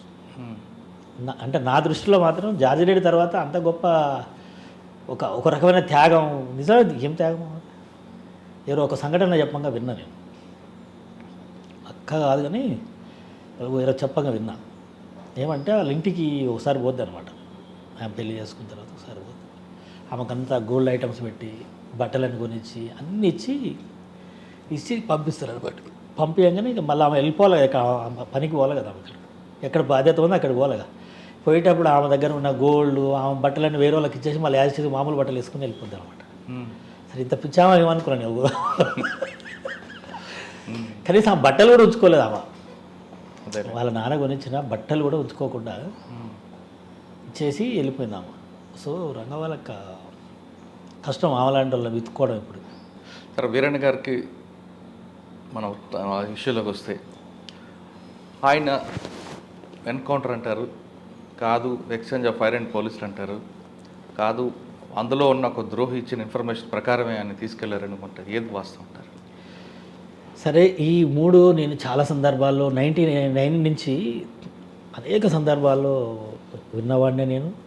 అసలు వీరన్నని ఎవరు పట్టించారని ఒక కమిటీ వేస్తే ఆ కమిటీ పరిశీలిస్తున్నప్పుడు కూడా నేను కమిటీలో లేను కానీ నేను కూడా అందుబాటులో చూసినవాడినే. నేను వీరన్నని ఎవరు పట్టించుంటారు, ఎవరు ఇన్ఫార్మర్ చేసి ఏం జరిగిందన్నారు అనేది నేను ఏం జరిగినప్పుడు నేను ఆ నిర్మాణం లేను. ఆ నిర్మాణానికి ఆ పార్టీకి నాకు ఎలాంటి సంబంధం లేదు. ఫ్రూట్స్ ఇవ్వడానికి కొనడానికి వచ్చినప్పుడు కాకపోతే ఏంటంటే వీరన్న మీద ఉన్న అభిమానంతో ఆ రోజు నేను అప్పటికి తెలుగుదేశంలో ఉంటే నేను మండల ప్రెసిడెంట్ మండల ప్రెసిడెంట్ చేసినాము చాలా కాలం. నాకు జీబ్ ఉండే. వీరన్న వస్తే నేను సెల్ఫ్ డ్రైవింగ్లో వీరన్నని తీసుకొని ఏడ దింపరమ్మంటే ఆడ దింపొచ్చేటోని బండికి జెండా కట్టి. ఆయనకు అన్ని రకాల వాళ్ళ పార్టీ వాళ్ళకంటే ఎక్కువ నేను పనిచేసి పెట్టేవాళ్ళు. ఆయన మా ప్రాంతానికి వస్తే హైయెస్ట్ నా దగ్గరనే ఉండేటోడు. అంటే నేను అధికార పార్టీలో ఉన్నా, మండల ప్రెసిడెంట్ ఉన్నా పెద్ద పోలీసు ప్రాబ్లం ఉండదు కాబట్టి బహుశా ఎక్కువ నా దగ్గర వస్తుండే. చనిపోవడానికి ఎన్కౌంటర్ కావడానికి కొద్ది రోజుల ముందు కూడా నా దగ్గరికి వచ్చిపోయాను. చాలా కొద్ది రోజులు మనం అనుకున్నాం కదా, ఏది కరెక్ట్ అంటారు? అయితే నేనేమంటానంటే రాజ్యం చంపింది అనేది నా అభిప్రాయం. ఇప్పుడు వెంకన్ననో మురళన్నో ఇంకో అన్నో ఎవరో పట్టించిరు అనే దానికంటే కూడా రాజ్యము వీరన్నని చంపాలనుకో. ఈయన ద్వారా కాకుండా ఆయన ద్వారా కాబట్టి ఈయన ఎవరి ద్వారా వాళ్ళని ఆయన చంపేస్తారు. ఆయనను చంపేయాలని రాజ్యం డిసైడ్ అయిన తర్వాత ఎవరి ద్వారా ఒకరి ద్వారా చంపేస్తారు. రాజ్యం చంపేసింది, అది సింపుల్ నా దృష్టిలో. ద్రోహి ఎవడు అనే ఒక డిసిషన్ కాడ ఇదంతా పంచాయతీ. నేనేం చాలా సందర్భాలు ఇప్పుడు ఒకళ్ళ మీద ఒకళ్ళు ఆరోపణలు చేసుకున్న సందర్భాలు కూడా నేను చెప్తున్నా. ద్రోహి ఎవడన్నది ఇప్పుడు ఇష్యూ కానే కాదు. ద్రోహి ఆ రోజు పలానోడని ఓడంటు కాదు, ఇంకోడని ఓడంటారు. వాళ్ళిద్దరు కాకుండా ఇంకోడని పట్టుకునే వాళ్ళే కదా వాళ్ళు. అంటే ఆయన్ని వాళ్ళిద్దరూ ఇప్పుడు ముగ్గురు మీద ఆరోపణలు ఉన్నాయి. వాళ్ళు ముగ్గురు కాకుండా వాళ్ళు ఇంకోటి మీద ఆరోపణ వచ్చేదే కదా. రాజ్యం పట్టుకొని చంపాలనుకుంటుంది కాబట్టి వీరన్నని ఎవరు చంపారంటే రాజ్యం చంపింది. ఎందుకంటే రాజ్యం అంత అది పాయింట్ చెప్పదలుచుకున్నాను. వీరన్న విద్యార్థి రాజకీయాలలో మేము మొదలుపెట్టినటువంటి స్టూడెంట్స్ స్ట్రగుల్ కమిటీలు కానీ, సోషల్ వెల్ఫేర్ విద్యార్థుల పోరాట కమిటీలు కానీ, ఈ అన్ని కమిటీల ద్వారా మళ్ళీ మేము అసలు మా ప్రయోగం ఏంటంటే 91లో మొదలుపెట్టిన ఆ ప్రయోగము 94కి వచ్చేటప్పటికి అన్ని స్ట్రగుల్ కమిటీలు కలిపి ఫైనల్గా ఒక కమిటీ చేసినాం. Medicos coordination committee, university student struggle committee, social welfare అన్నిటిని కలిపి ఒక కమిటీగా తయారు చేసినాం. కమిటీగా తయారు చేసేసి దానికి ఒక విద్యార్థుల పోరాట కమిటీ ఏర్పాటు చేసుకుని దానికి స్టేట్ కన్వీనర్గా నన్నే పెట్టేసి ఇలా అందరూ దీని కింద పనిచేయాలనే ఒక అందరి భాగస్వామ్యంతో పెద్ద సంఘం తయారు చేసినాం. అది ఆయనకి ఎక్స్పీరియన్స్ ఉన్నదనమాట. వివిధ రంగాలలో వేరు పేర్ల మీద పనిచేసి ఒక ముందుకు తీసుకుపోవడానికి ఈజీ ఉన్నదనే ఒక కాన్సెప్ట్లో తను ఏం చేసిండంటే ఈ ఇన్ఫ్లుయెన్స్ ఫస్ట్ చెప్పిన మీకు కారంచేడు కానీ, చుండూరు కానీ పెద్ద ఇన్ఫ్లుయెన్స్లు కానీ, దాని తర్వాత కన్సీరామ ఆనాడు చాలా పెద్ద ఎత్తున ఈ దేశంలో మనకు బహుజనవాదం వినిపిస్తున్న సందర్భంలో ఆయన మీకు సిపిఎస్ఐ పార్టీ, ఇండియా సంయుక్త రకాల కమ్యూనిస్ట్ పార్టీ, బహుజన లెఫ్ట్ ఫ్రంట్ అని ఇప్పుడు అంటారు కానీ వాళ్ళు దాని పేరు ఏదో ఫ్రంట్ ఉంటుంది. దాని పేరు మీద ఎన్నికల్లో పోటీ చేయించాడు. అన్ని కుల సంఘాల మీటింగ్లు పెట్టారు. మాది డోల్ దెబ్బ పేరు మీద మీ గొల్లకుర్మ హక్కుల పోరాట సమితి అంటే డోల్ దెబ్బ పేరు మీద నేను రాష్ట్ర కో కన్వీనర్గా ఉంటే నేను కూడా మేము చాలా మీటింగ్లు పెట్టినాం. పెట్టి ఈ సంఘాలన్నింటినీ కలిపి ఆయన ఒక ప్రజా సంఘాన్ని పెట్టాడు. బహుజన శ్రామిక విముక్తి అది రావట్లేదు, అది నాకు ఒక పేరు పెట్టి దాని పేరు మీద ఎన్నికల్లో పోటీ చేయించాం. ప్రతి నియోజకవర్గంలో 10 నుంచి 15,000 ఓట్లు వచ్చిన నియోజకవర్గాలు కూడా ఉన్నాయి. దాదాపు 25-30 నియోజకవర్గాలు 50 నియోజకవర్గాల దాకా పోటీ చేసినారు. అంటే వివిధ వర్గాలకు మద్దతు ఇచ్చినాం. బీఎస్పీ కొన్ని దిక్కులలో, వేరే వాళ్ళకి కొన్ని దిక్కుల్లో సపోర్ట్ చేస్తూ ఈ వీరన్న సపోర్ట్ చేసిన అభ్యర్థులు కూడా పోటీ చేస్తే ప్రతి దగ్గర 10-15,000 ఓట్లు వచ్చినాయి. ఇది నెంబర్ 1. అంటే ఎప్పుడోసారి వీరన్న అనేటోడు ప్రమాదకారి, ఎట్లా బహుజనవాదంతో నెంబర్ 1. నెంబర్ 2 తెలంగాణ వాదంలో కూడా వీరన్న ప్రమాదకారి. 96లో తెలంగాణ మహాసభ పెట్టిన తర్వాత అప్పటి వరకు ఎక్కడో అక్కడ అనుకున్నారు, తెలంగాణ రాదు అన్నారు. వీర తెలంగాణ నాది, వేరే తెలంగాణ కాదని స్లోగన్స్ ఇస్తూ ఉన్నారు. వీరన్న ఏం చేసిందంటే ఆనాడు మొట్టమొదటి తెలంగాణ పేరు మీద జనం కదులుతారు అని సూచించడం కోసము చాలా సూర్యాపేట పరిసర ప్రాంతాల్లో చాలా పెద్ద కష్టపడ్డాడు. సరే ఇలా ఆయన ఎక్కడ తెచ్చి డబ్బులు ఇచ్చిండు అనేది ఇమ్మెటీరియల్, మాకు సంబంధం లేని విషయం. కానీ అందరికీ డబ్బులు ఇచ్చిండు, అందరూ వెహికల్స్ పెట్టినారు, వేలాది మందిని తీసుకొచ్చి బ్రహ్మాండంలో అద్భుతమైనటువంటి బహిరంగ సభ ఎప్పుడైతే జరిపిర్రో తెలంగాణ పేరు మీద ప్రజలు కదులుతారు అనేటువంటి మాట వీరన్న చూపించింది. దాని తర్వాతనే బెల్లి లలిత వచ్చింది. బెల్లి కృష్ణ నేను ఇద్దరం పనిచేస్తున్నాను. బెల్లి కృష్ణ మా డోల్ దెబ్బకు రాష్ట్ర కన్వీనర్ ఉన్నారు, వాళ్ళన్న నేను కో-కన్వీనర్ ఉంటే. సో తర్వాత వీళ్ళు ఇప్పుడు వీరన్న అప్పటికి ఇంకా జనశక్తి నుంచి బయటికి ఏం రాలేదు. తెలంగాణ మహాసభ అప్పుడు లైన్లో పంచాయతీ నడుస్తుంది అంతే. రాజన్నతో పంచాయతీ నడుస్తుంది, ఇంక బయటకు వచ్చి సంఘం పార్టీ ఏం పెట్టుకోలేదు. కానీ ఈ వ్యవహారం నడుస్తున్నది. పీపుల్స్ వారు వాళ్ళు కూడా వేరే సంఘం పెట్టుకున్నారు, వాళ్ళు పెట్టుకుని బోనీలు వాళ్ళు పెద్ద మీటింగ్ పెట్టినారు. అట్లా తెలంగాణ నినాదం అనేది ఉవ్వెత్తున లేస్తూ ఉన్నది.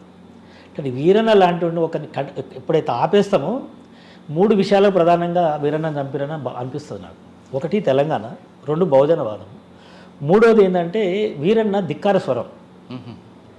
వీరన్న అనే వ్యక్తి ధిక్కార స్వరం, ప్రశ్నిస్తాడు, ఎజిటేట్ చేస్తాడు. మూలకు పండుకున్న నన్ను లేపి రోడ్డు మీద తీసుకురాగలడు తన మాటలతో. అంత గొప్ప విప్లవకారుడు ఆయన. భారతదేశ చెగువేరా అన్న పెద్ద మనం అనాల్సిన లేదు, భారతదేశ చెగువేరా, అంత గొప్ప ఎమోషనల్ పర్సన్. సో ఇలాంటి వాడు ఉంటే ఎప్పుడైనా ప్రమాదం అనుకొని రాజ్యం చంపాలనుకుంది, రాజ్యం చంపింది. నాకు వీళ్ళ మీద వాళ్ళ మీద వీళ్ళు ద్రోహి ఎవరనేది ప్రశ్న కాదు ఇక్కడ. ద్రోహి ప్రభుత్వం ఇంకో రకంగా అవ్వచ్చు. ద్రోహి ప్రభుత్వమే పాలకవర్గమే, ద్రోహి పాలకవర్గమే. కానీ ఒక వ్యక్తి ఇచ్చిన ఇన్ఫర్మేషన్ ప్రకారమే నేరేడుమెట్లో తీసుకెళ్లి సిరిసిల్ల ఎన్కౌంటర్ చేశారు. ఒక వ్యక్తి, ఆ వ్యక్తి పేరు నాకు తెలుసు. ఆ వ్యక్తి చేసిన తప్పుని ఆ తప్పు దిద్దుకోవడానికి ఇంక వేరే మతంలో తిరుగుతున్నాడని కూడా ఉంది కదా. నేనేమంటా అంటే ఆ మతంలో తిరుగుతున్న వ్యక్తి వీరన్న చనిపోయిన రోజు, చనిపోయినాక మేమందరం అంటే బాగా ఆయన సొంత పిల్లలు లేరు, ఆ పిల్లలు చిన్నపిల్ల, కానీ వాళ్ళ అన్నదమ్ములు ఏడుస్తలేరు, మేము ఏడుస్తున్నాం. వీరన్న డెడ్ బాడీ పక్కన నిలబడి మేమందరం ఏడుస్తున్నాం.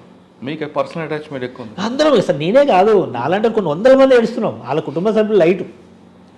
వీరన్న శవం పక్కన కొన్ని 100 మంది ఏడుస్తున్నారు. 2వ రోజో 3వ రోజో అరే నువ్వు వీరన్నని చంపిన ఆడి పార్టీలు ఎలా ఉంటావురా నువ్వు అని అడిగిండు. ఇప్పుడు మీరు ఏదైతే మతంలో తిరుగుతున్నానో చెప్తున్న వ్యక్తి, కానీ ఆయన ఆ రకమైన ద్రోహం చేసిండంటే నేను ఎట్లా నమ్మగలుగుతాయి? అంటే ఆనాడు అవసరం లేదు యాక్చువల్గా, ఆయన అట్లా ఉంటే అట్లా చెప్పాల్సిన అవసరం. వీరన్నని చంపిన పార్టీలో ఇంత అభిమానం ఉన్న నువ్వు వీరన్నని చంపిన పార్టీలో ఇంకెందుకున్నావురా అని అడిగింటున్నాను. అంటే ఐ థింక్ ఇవన్నీ కూడా ఏంటంటే కమ్యూనికేషన్ మిస్టేక్ కావచ్చు, రకరకాల సందర్భాలు కావచ్చు, ఏదో ఆ టెక్నికల్. మీరు అన్నట్లుగా ఆ 3 కారణాలతో రాజ్యమే ఆయనని చంపింది తప్ప వ్యక్తులుగా పెద్దగా నాకు వాళ్ళ గురించి నాకు అనిపించదు. అనవసరం కూడా అనిపిస్తుంది. ఎందుకంటే పైగా ఇంటర్నల్ వాళ్ళ వైరుధ్యాల మధ్య, ఆర్థిక సంబంధాల మధ్య వీళ్ళు కాంప్లైంట్ చేసుకుంటారు, వాళ్ళ మీద వాళ్ళు మాట్లాడుకుంటారు. కానీ నాకు పెద్దగా అనిపించదు, వేస్ట్. ఎందుకనంటే నేను వీరన్న చనిపోయిన తర్వాత వీరన్న స్తూపము 99లో అద్భుతంగా మీరు చూసి ఉంటారు, బహుశా చూడకుంటే నా దగ్గర ఉంటుంది, చాలా పెద్ద స్తూపం. వీళ్ళు ఎవరు కూడా మళ్ళా 16 మే 16 నాడు పోయి ఒక కింద నిలబడి నిచ్చెన పట్టుకుని దండ చేసి వస్తారు తప్ప ఎవరు దాని మీద పనిచేసిన వాళ్ళు లేరు. కొంతమంది నల్గొండ జిల్లాలుగా పర్వతాలు లాంటి వాళ్ళు, కొంతమంది ఇక హైదరాబాద్లో 2-3 వీళ్ళు కొంత పేరు మీద నిలబడిపోయారు తప్ప పెద్దగా సిద్ధాంతాన్ని ప్రచారం చేసిన వాళ్ళు లేరు, అటు పట్టించుకున్న వాళ్ళు కూడా లేరు. 20 ఏళ్ళ తర్వాత నేను పోయినా ఆ ఊరికి, ఎందుకో మొన్న ఈ 2019లో పోతే పైకి పోయి ఒక దండేద్దామని ట్రై చేస్తాడు, ఎక్కరాట్లేదు. వాళ్ళ అన్నకి చెప్పిన, వేరే వాళ్ళ అన్నకి చెప్తే పోయి నిచ్చెన తీసుకొచ్చేసాడు. అరే ఇదేందన్న ఇంత అన్యాయం ఉంటుందా అంటే మరి ఏం చేస్తాం తమ్మి ఎవరు రావట్లేరు. వాళ్ళ కుటుంబం వీరన్న కుటుంబం ఏంటంటే నా కుటుంబంలాగా నాకు అంత ప్రతి ఒక్కరు అసలు ఇంట్లో ఆయనలాగానే నేను కూడా మనిషి వాళ్ళ ఇంట్లో అంత క్లోజ్ నాకు. సో ఏంటి ఇది అంటే ఆ రోజు కొంతమంది పిల్లలు వచ్చారు అక్కడికి, వాళ్ళందరూ బతిలాడారు, దండం పెడతా కానీ నిచ్చెన పెట్టి అన్న అని. ఎవడు పట్టించుకుంటలేడంటే 20 ఏళ్ళ తర్వాత పోయి ఇప్పుడు ఆ స్తూపం పక్కన ఉండే లేడని నేనే పెట్టించి వచ్చిన. దాని సుమారు బాగానే నిండా లక్ష కానట్టుంది, కానీ నేనే సొంతంగా నా జేబులోకి ఇలా డబ్బులు పెట్టి అది పెట్టించి వచ్చిన. కేవలం ఆ వీరన్న మీద ఉన్న ప్రేమతోటి, ఆ సిద్ధాంతము, ఆ నిర్మాణం, ఆ పార్టీ నాకు సంబంధం లేదు వాస్తవానికి. నేను ఎన్నడూ వాళ్ళ నిర్మాణంలో లేను, నాకు నిర్మాణంతో సంబంధం లేదు. కేవలం ఆ విధానం నచ్చి తెలంగాణ అంటే నేను అభిమానిని, సామాజిక న్యాయం అంటే అభిమానిని, వీరన్న అంటే అభిమానం. కాబట్టి ఆటోమేటిక్గా నేను అభిమానించిన తప్ప మిగతా విషయాలతోటి లేదు. అందుకే వాళ్ళ విషయాల్లో కూడా నేను ఏమంటా అంటే ఇప్పటికి కూడా వింటారు కాబట్టి మా వాళ్ళు కూడా వాళ్ళిద్దరు ముగ్గురు నలుగురు ఎవరున్నా కూడా ఒకరి మీద ఒకరు అనవసరమైన పంచాయతీ. ఈరోజు ప్రధానంగా వీరన్నని బతికించాలంటే చంపబడ్డ వీరన్న ఆయనకల్లా ఆయన చనిపోలేదు, వీరన్నని చంపేశారు, దాంట్లో ఎలాంటి డౌట్ లేదు. పట్టుకొని కాల్చి చంపినంత వరకు 100% నిజమే. పట్టుకొని కాల్చి చంపబడ్డ వీరన్న ఎందుకు కాల్చి చంపారు వాళ్ళు? ఒక వర్గం యొక్క ప్రయోజనాలు దెబ్బతింటాయని వాళ్ళు చంపారు. కరెక్ట్. మనందరం మన వర్గ ప్రయోజనాలు కాపాడుకోవడం కోసం ఆయన పక్కన నిలబడ్డవంటి వాళ్ళు మనం.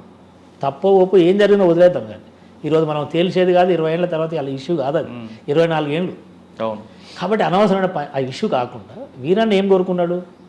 ఈ దేశంలో దళిత బహుజనులకు, ఎస్సీ ఎస్టీ బీసీలకు, ఆదివాసీలకు, మైనార్టీలకు, మహిళలకు అంబేద్కర్ చూపించినటువంటి జ్ఞానం, అది కనిసరామి ఇచ్చినటువంటి రాజకీయ సిద్ధాంతాన్ని తీసుకుపోయి ఆర్థిక సామాజిక స్వతంత్రాలతో పాటు రాజకీయ స్వతంత్రాన్ని అందించినాడు. అది అద్భుతంగా ఉంటుందని ఆయన చెప్పిండు. ఆ ప్రచారం ఇంకోటి ఏంటంటే మా వాళ్ళు కొంతమంది ఈ వేదికగానే చెప్తున్నారు, అసలు వీరన్న సిద్ధాంతాన్ని కానీ వీరన్న ఆలోచన విధానాన్ని కానీ ఆ పార్టీ పేరు మీద చేయాలని ఏం లేదు. ఎందుకంటే ఇలా అంబేద్కర్ని షర్మిల కూడా పోయి అంబేద్కర్ దండేస్తుంది, కేసీఆర్ కూడా పోయి వేస్తున్నాడు, నరేంద్ర మోడీ కూడా పోయి వేస్తున్నాడు. వీరన్నకి ఏనియండి, వీరన్న ఆలోచన విధానం ప్రచారం అయితే తప్పులేదు కదా. ఎవరు ఎక్కడ ఉన్నారు, ఏ పార్టీలో ఉన్నారనే కంటే కూడా వీరన్న ఆలోచన విధానాన్ని ముందుకు తీసుకుపోతురా లేదని చూసి వాళ్ళు విశాలమైనటువంటి ప్రజాబాహుల్యంలోకి, ప్రజల్లోకి, సమాజంలోకి వీరన్న అభిప్రాయాలని విజన్ని తీసుకుపోగలిగితే అది డెఫినెట్గా వీరన్నకి నిజమైన నివాళి అవుతుంది. అంటే ఆయన ఆశయాల ముందుకు తీసుకెళ్ళాలి అంతే. అయితే ఒకళ్ళు నలుగురు ఆ జెండా పెట్టుకొని వీరన్న ఈ పార్టీ పేరు మీద చేస్తుంటే అయ్యేది కాదు. వీరన్న ఒక పార్టీ పేరు మీద చేయలేదు ఎప్పుడు కూడా. వీరన్న ఇన్ని కుల సంఘాలు పెట్టిండు, ఇన్ని ప్రజా సంఘాలు పెట్టిండు, ఇన్ని రకాల అభిప్రాయాలు చెప్పిండు. నేను ఒకనొక దశలో ఫర్ ఎగ్జాంపుల్ నేనే ఉన్నా, అన్న నేను యూనివర్సిటీ నుంచి మరి ఎట్లా వెళ్ళిపోవాలి కదా అంటే వెళ్ళిపోరా నువ్వు అని చెప్పాడు. టెక్నికల్ ఇష్యూ ఉంది ఆ రోజు నాకు, అక్కడ నేను ఉంటే నన్ను అరెస్ట్ చేసే పరిస్థితితో మంచిగా ఏంటంటే వెళ్ళిపోని చెప్పాడు. అన్న ఎట్లా మరి అని అంటే నేను తెలుగుదేశం జాయిన్ అయితే జాయిన్ కానీ చెప్పాడు. తెల్లారి నుంచి ఇద్దరం కలిసే ఉన్నాం. అంటే నేనేమంటే విషయం ఎక్కడ ఉన్న విషయం కాదు, సిద్ధాంతాన్ని ప్రచారం చేస్తున్నావా లేదా, అభిప్రాయాన్ని కట్టుబడి ఉన్నావా లేదా అని చూడడమే బహుశా ఇంపార్టెంట్ ఈరోజు. ఆ సిద్ధాంతాన్ని ప్రచారం చేయడానికి అందరికీ కామన్గా కలిసి రాదు అది, కానీ ఈ విషయం వరకు అయితే అది అవసరమే. ఓకే సార్, వీరన్న గారి టాపిక్ నుంచి మనం మీ దీంట్లోకి వద్దాం. మీరు అడ్వకేట్గా ప్రాక్టీస్ చేశారు, ఉద్యమంలో పాల్గొన్నారు. ఇంత యాక్టివ్గా ఉన్న మీరు టీడీపీ నుంచి మళ్ళీ దేవేందర్ గౌడ్ గారి పార్టీలకు రావడం. యాక్చువల్గా టీడీపీ మండల్ ప్రెసిడెంట్గా ఉంటే నేను ఆర్గనైజేషను మంచి చెడ్డ మేము పుట్టినప్పటి సంది ఎర్రజెండా ఒక రకంగా కమ్యూనిస్ట్ పార్టీలలో పుట్టి పెరిగిన వాళ్ళం. ఈ రోజు కూడా నన్ను మా వాళ్ళు ఎవరూ నమ్మట్లేదు. నువ్వు ఏదున్నా ఎర్రజెండా అని మామూలుగా లెఫ్టిస్ట్ అంటుంటారు. నేను నా కొడుకు ఎక్కడికన్నా పోతే మీ నాన్న లెఫ్టిస్ట్ రా అని చెప్తారు. మా నాన్న లెఫ్టిస్ట్ ఏందని మా వాడు అంటారు. అది వాడికి నాకు పుట్టినప్పుడు నన్ను ఏడు ఉలేదు కదా లెఫ్టిస్ట్ అంటారు. అయితే దేవేందర్ గౌడ్ ఆ రోజులు మాకేం చెప్పాడంటే, నేను ఇంకా కొంతమంది అలా పేర్లేమో పాపం కానీ పిలిచి నాకు 1000 కోట్ల ఆస్తులు ఉన్నాయి, 100 కోట్ల ఆస్తులు ఉన్నాయి, నేను సామాజిక న్యాయానికి తెలంగాణ రాష్ట్ర ఏర్పాటుకు నేను కట్టుబడి ఉన్నా, మీరంతా పనిచేయండి తమ్మి, మీకు అందరికీ ఆర్థికంగా లేదు, నాకు ఆర్థికంగా ఉన్నది, నేను దీనికోసం కట్టుబడి ఉంటా, మీరందరూ వచ్చి పనిచేయండి అంటే నేను మా ఆఫీసు మా సీనియర్ మేము అందరం పోయినాం. మాకు ఏమి ఆశించి కేసీఆర్ కంటే డిఫరెన్స్ ఎక్కడ ఏముంది అక్కడ అంటే సామాజిక న్యాయం అనే ఒక అంశం దేవేందర్ గౌడ్ కూడా ఎక్కువ దొరికింది మాకు. సో సామాజిక న్యాయం ఉన్నది తెలంగాణ ఉంది కాబట్టి దేవేందర్ గౌడ్ దగ్గర 1 సంవత్సర కాలం మా జీవితాన్ని నాశనం చేసుకున్నాము. 1 సంవత్సర కాలం జీవితాన్ని పన్నంగా పెట్టినాం ఆయనకు. తర్వాత కేసీఆర్ అట్లా కాదు మీరందరూ ఎట్లయితే అట్లా మీరందరూ కూడా కలిసి పనిచేయాలి కదా మీరు అని చెప్పాడు. తర్వాత కాలంలో తెలంగాణ ఉద్యమాలు పనిచేయాలి, నేను అన్నట్టు టీఆర్ఎస్లో పనిచేయలేదు. నేను ఈ రోజు కూడా యాక్టివ్ ఉన్నారు. ఓయూలో అసలు ఉద్యమం రేపింది కూడా అందరితో పాటు మీరు. హైకోర్టులో 43 రోజులు మేము టెంట్ వేస్తే హైకోర్టు అడ్వకేట్స్ కమిటీ నేనే కోఆర్డినేటర్ ఉన్నా, నేనే కన్వీనర్గా ఉన్నాను. అవును, హైయెస్ట్ కేసులు మా మీద నేనే. అవును, ఈరోజు కూడా కేసులు ఉన్నాయంటే వాళ్ళ కేసు మొత్తం అన్నిట్లో A1 A2 నేనే ఉన్నాను. అవును. ముందు ఉద్యమం చేసినాం, తర్వాత వాళ్ళు కూడా సహకరించినారు. టీఆర్ఎస్ వాళ్ళు ఏం చేసినారంటే ఆ రోజు మాకు అందరికి కూడా, అయితే టీఆర్ఎస్కు ఎందుకు ఆ పేరు వచ్చిందంటే పని చేసేటువంటి వాళ్ళకు సపోర్ట్ చేసారు వాళ్ళు. అసలు ఒక సామాజిక వర్గం వెనక ఉండొచ్చు, ఆ సామాజిక వర్గ ప్రయోజనాలు వాళ్ళు తెలివైన వాళ్ళు 100 సంవత్సరాలు మాకంటే అడ్వాన్స్ ఉన్నారు కాబట్టి కొద్దిగా అడ్వాన్స్గా ఆలోచించుకొని మమ్మల్ని ముందు పెట్టి వాళ్ళు వెనక ఉండి నడిపారు. మేము ముందు పోయినాం, ఆగమైపోయినాం, కేసులు అయినాయి, మాకు రావాల్సిన పొజిషన్స్ రాలేదు, ఇబ్బంది అయింది, పక్కకు వచ్చినాము. వాళ్ళు బ్రహ్మాండంగా ఎంజాయ్ చేస్తారు, అది వేరే విషయం. బట్ నాలాంటి వాడికి నేనేమీ ఇబ్బంది పడలేదు. ఎందుకంటే నేను 2011లోనే కిరణ్ కుమార్ రెడ్డి గవర్నమెంట్లోకి వెళ్ళిపోగలిగాను. ఎందుకంటే ఆ రోజు మేము మాకు తెలంగాణ ప్రాంతానికి 42% వాటా మాకు హైకోర్టులో కావాలని అజిటేషన్ పెద్ద ఎత్తున గొడవ చేసినాం. ఆ గొడవ చేసినప్పుడు మా మీద అన్ని కేసులు అయింది. అప్పుడు ఆటోమేటిక్గా నాకు మధుయాస్కి అప్పుడు మాకు బాగా సపోర్ట్ ఉంది. వివేక్, మధుయాస్కి, ఇంకో మన రంగన్న కాంగ్రెస్ పార్టీ నుంచి వాళ్ళు ముగ్గురు మాకు అవుట్ రైడ్ సపోర్ట్ చేసి కిరణ్ కుమార్ రెడ్డి దగ్గర చాలాసార్లు తీసుకుపోయాను. నేనే పోయాను, మదన్న మమ్మల్ని తీసుకుపోయాను మధుయాస్కి. ఆ ఉద్యమ టైంలో మధుయాస్కి చాలా అవుట్ రైడ్ సపోర్ట్ చేసిండు మాకు. తీసుకుపోయి కిరణ్ కుమార్ రెడ్డి దగ్గర కూర్చోబెట్టి మాట్లాడి మేము రిప్రజెంటేషన్ ఇస్తే నేను నా పేరు ఎన్నట్టు రాసుకొని వెళ్ళే. కిరణ్ కుమార్ రెడ్డి హిమ్సెల్ఫ్ ఆసుకుంది, యాదవ్ నువ్వెందుకు లేవు ఈ లిస్టులో నీ పేరు రాసుకోలేదు, నువ్వు ఉండవు అంటే, వద్దు సార్ నాకు అని చెప్పి మా వాళ్ళకి ఏంటంటే మదనే చెప్పిండు పక్కన, లేదు మా వాడు అట్నే అంటాడు, మా వాళ్ళకి ఒక్కరికి ఇస్తే మా వాళ్ళకి 10 మందికి ఇచ్చినట్ట, మా వెంకన్నకి ఇవ్వండి అని మదన్ అక్కడ కూర్చొని చెప్పి ఆ రోజు నాకు చాలా పెద్ద స్టాండింగ్ కౌన్సిల్ ఇప్పించాను. దాంతో ఒక రకంగా నేను ఫైనాన్షియల్గా స్టేబుల్ అయినా. కానీ మీరు ఉద్యమంలో అంత యాక్టివ్. దాని తర్వాత కాలంలో ఏమైందనంటే 2014 తెలంగాణ రాగానే 2014లో గవర్నమెంట్ పీరియడ్ వచ్చింది నాకు. కేసీఆర్ వీళ్ళు ఎవరు నాకు సపోర్ట్ చేయలేదు. కేసీఆరే ఈ డైరెక్ట్గా వెంకన్నని గవర్నమెంట్ పీరియడ్ ఉంచండి, ఆయన చేతితో రాసి నాకు గవర్నమెంట్ పీరియడ్ ఇచ్చాడు. నేను స్టిల్ గవర్నమెంట్ పీరియడ్ కూడా నేను హైకోర్టు జడ్జి అవుతానేమని ఒక ఆశ కూడా ఉండే నాలో. సో చేసుకుంటూ వచ్చిన. అక్కడ మాకేంటంటే తెలంగాణ హైకోర్టులో పెద్దగా కరప్షన్ ఛాన్స్ ఉండదు, పెద్దగా డబ్బులు ఏమి ఉండదు. తెలంగాణ ప్రాంతంలో ఏంటంటే ఆంధ్ర కలిసి ఉన్నప్పుడు ఉండేది. ఇప్పుడు పెద్దగా 1, 2, 3 ఏవో తప్ప మన దగ్గర 99% ఆనెస్ట్గానే నడుస్తుంది. సో నేను 7-8 ఏళ్ళు గవర్నమెంట్ లీడర్గానే ఉన్నాను. మొన్న రీసెంట్గా డిసెంబర్లో రిజైన్ చేసినాను. కొద్ది ఇంత ఎక్కువ కాలం చేయలేదంటే మళ్ళీ ఎందుకో గవర్నమెంట్ అట్లా కాదులేను అని ఒక standing council, civil supply corporation ఒక స్టాండింగ్ కౌన్సిల్ ఇచ్చారు. మళ్ళీ నేను యాక్చువల్ దరఖాస్తు కూడా వేయలేదు, దానికి దరఖాస్తు కూడా వేయలేదు కానీ ఇచ్చారు. అయితే నేను ఎందుకో పొలిటికల్ యాక్టివిటీలో పోలేదు, ఎందుకు పోలేదు కానీ నాకు కూడా తెలియదు. అదే ఇప్పుడు మీకు నాకు క్వశ్చన్ ఏంటంటే, ఉద్యమంలో ఉన్నారు, ఇంత యాక్టివ్గా ఉన్న మీకన్నా తక్కువ ఉన్న వాళ్ళందరూ కూడా పొలిటికల్ యాక్టివ్ వెళ్ళారు, ఎక్కడెక్కడో పదవులు తీసుకుని ఉన్నారు కదా, మీరు అసలు అందులో నాది ఒక్క ఏమిటంటే నేను జ్యుడిషియరీలో ఉందామనే మైండ్ నాకు కూడా మైండ్. నేను కూడా ఎన్నడూ పోయి అడిగినాను కాదు. ఈ రోజు వరకు కూడా ఈవెన్ కేసీఆర్ గారు కానీ జగదీష్ రెడ్డి గారు మా నల్గొండ జిల్లా మంత్రి నాకు చాలా క్లోజ్, నేను అన్నానని అంటానని. నా విషయంలో ఆయన ఏం పెద్ద వేరే ఉండడు. మొట్టమొదటి ఫస్ట్ గవర్నమెంట్ పీరియడ్ అప్పుడు కూడా జగదీష్ రెడ్డి సపోర్ట్ చేసి కేసీఆర్ ఇచ్చినా జగదీష్ రెడ్డి గారు కూడా మావనికి ఇవ్వండి అని చెప్పి ఇప్పించాడు. అయితే నేనేమో కొంత ఏంటంటే ఒక 7-8 ఏళ్ళు నేను హైకోర్టు జడ్జి ఎలివేషన్ అనే ఒక మైండ్లో ఉండేది ఎక్కడో ఇంత. సో కాలక్రమాలు కొన్ని 1-2 రీజన్స్ తోటి అది నాకు నిరాకరించబడ్డది. కేసీఆర్ గారు నేను ఎప్పుడు కలిసినా నేను నమస్తే అంటే ఎవరన్నా వెంకటేశ్వర అంటే వెంకన్న మనోడు తమ్ముడు అంటాడు. ఇప్పుడు కలిసినా వెంకన్న మనోడేగా తమ్ముడు అంటాడు. అంతవరకు ఆయన కాడ రికగ్నేషన్ ఉంటుంది. సో నాకు కూడా ఏ రోజు కూడా వేరే అంటే రాజకీయాల వైపు పోవాలని ఎందుకో అసలు నాకు ఐడియా రాలేదు. నేను ఇక్కడ ఈ జ్యుడిషియరీలో కొంచెం ఇంట్రెస్ట్ ఎక్కువ చూపించుకొని చాలా పెద్ద ప్రాక్టీస్ ఉంటుంది నాకు. ఇప్పుడు కూడా హైకోర్టులో మంచి ప్రాక్టీస్ ఉంటుంది. ఓకే, జూనియర్లు ఉంటారు, గవర్నమెంట్ పీరియడ్ ఆఫీస్ పెద్ద ఆఫీస్ కదా, ఆఫీస్ బాగానే ఉంటుంది, జూనియర్లు ఉంటారు, కేసులు కూడా బాగుంటాయి. ఓకే సార్, మీ ప్రొఫెషన్ గురించి వద్దామండి. రాజకీయ వ్యవస్థ గురించి పక్కన పెట్టి మీ ప్రొఫెషన్లో బాగా మీకు గుర్తుండిపోయిన కొన్ని కేసులు అంటే ఎక్కువగా కనిపిస్తుంది ఖైదీలతో నిండిపోయిన జైలు గురించి కానీ. ఇప్పుడు యాక్చువల్గా నాకు ప్రొఫెషన్లో గవర్నమెంట్ రాకముందు మేము కుర్రరాజన్న అని యూపీలో పట్టుకొచ్చి అవును ఇక్కడ ప్రొడ్యూస్ కరీంనగర్లో అరెస్ట్ చూపిస్తారు, జగిత్యాలలో ప్రొడ్యూస్ చేస్తారు. తర్వాత ఏబిఎస్ కార్బాస్ చేసినాం 5 ఆయనతో పాటు వాళ్ళ 5 మెంబర్లు. అయితే ఏబిఎస్ కార్బాస్ నేను దానికి కౌన్సిల్ని బొజ్జా తారకం గారు మాకు సీనియర్ కౌన్సిల్ ఆయన. అయితే 3 years 2006 నుంచి 9 వరకు జైల్లో ఉండేవాళ్ళు. ప్రతి వారం జైలు పోవడం, లేకపోతే 2 వారాలకు ఒకసారి జైలుకు పోయేది, రెగ్యులర్గా పోతుండే. ఆ సందర్భంలో తను బాగా జైల్లో ఉన్న ఖైదీల సమస్యల మీద బాగా చేసి పని చెప్తుండే నాకు. ఇప్పుడు ఏదో సందర్భంలో చంపేసి వచ్చిన వాళ్ళు, రకరకాల ఇష్యూస్లో ఉన్న వాళ్ళు, అరే వీడు పేదోడు ఉన్నాడు సాయం చేయరా బాబు అని పోగానే ఆయన 4-5 పేర్లన్నా ఏదైనా ఇస్తుండే. నేను వచ్చి వాళ్ళు ఎవరు డబ్బులు ఇచ్చేది ఏం లేకుండే, 500-1000 రూపాయలు అంతే. అసలు కేసులన్నీ చేస్తుండే. ఆ కేసులో ఒక రూల్ పొజిషన్ వచ్చింది, హైకోర్టు ఇచ్చింది.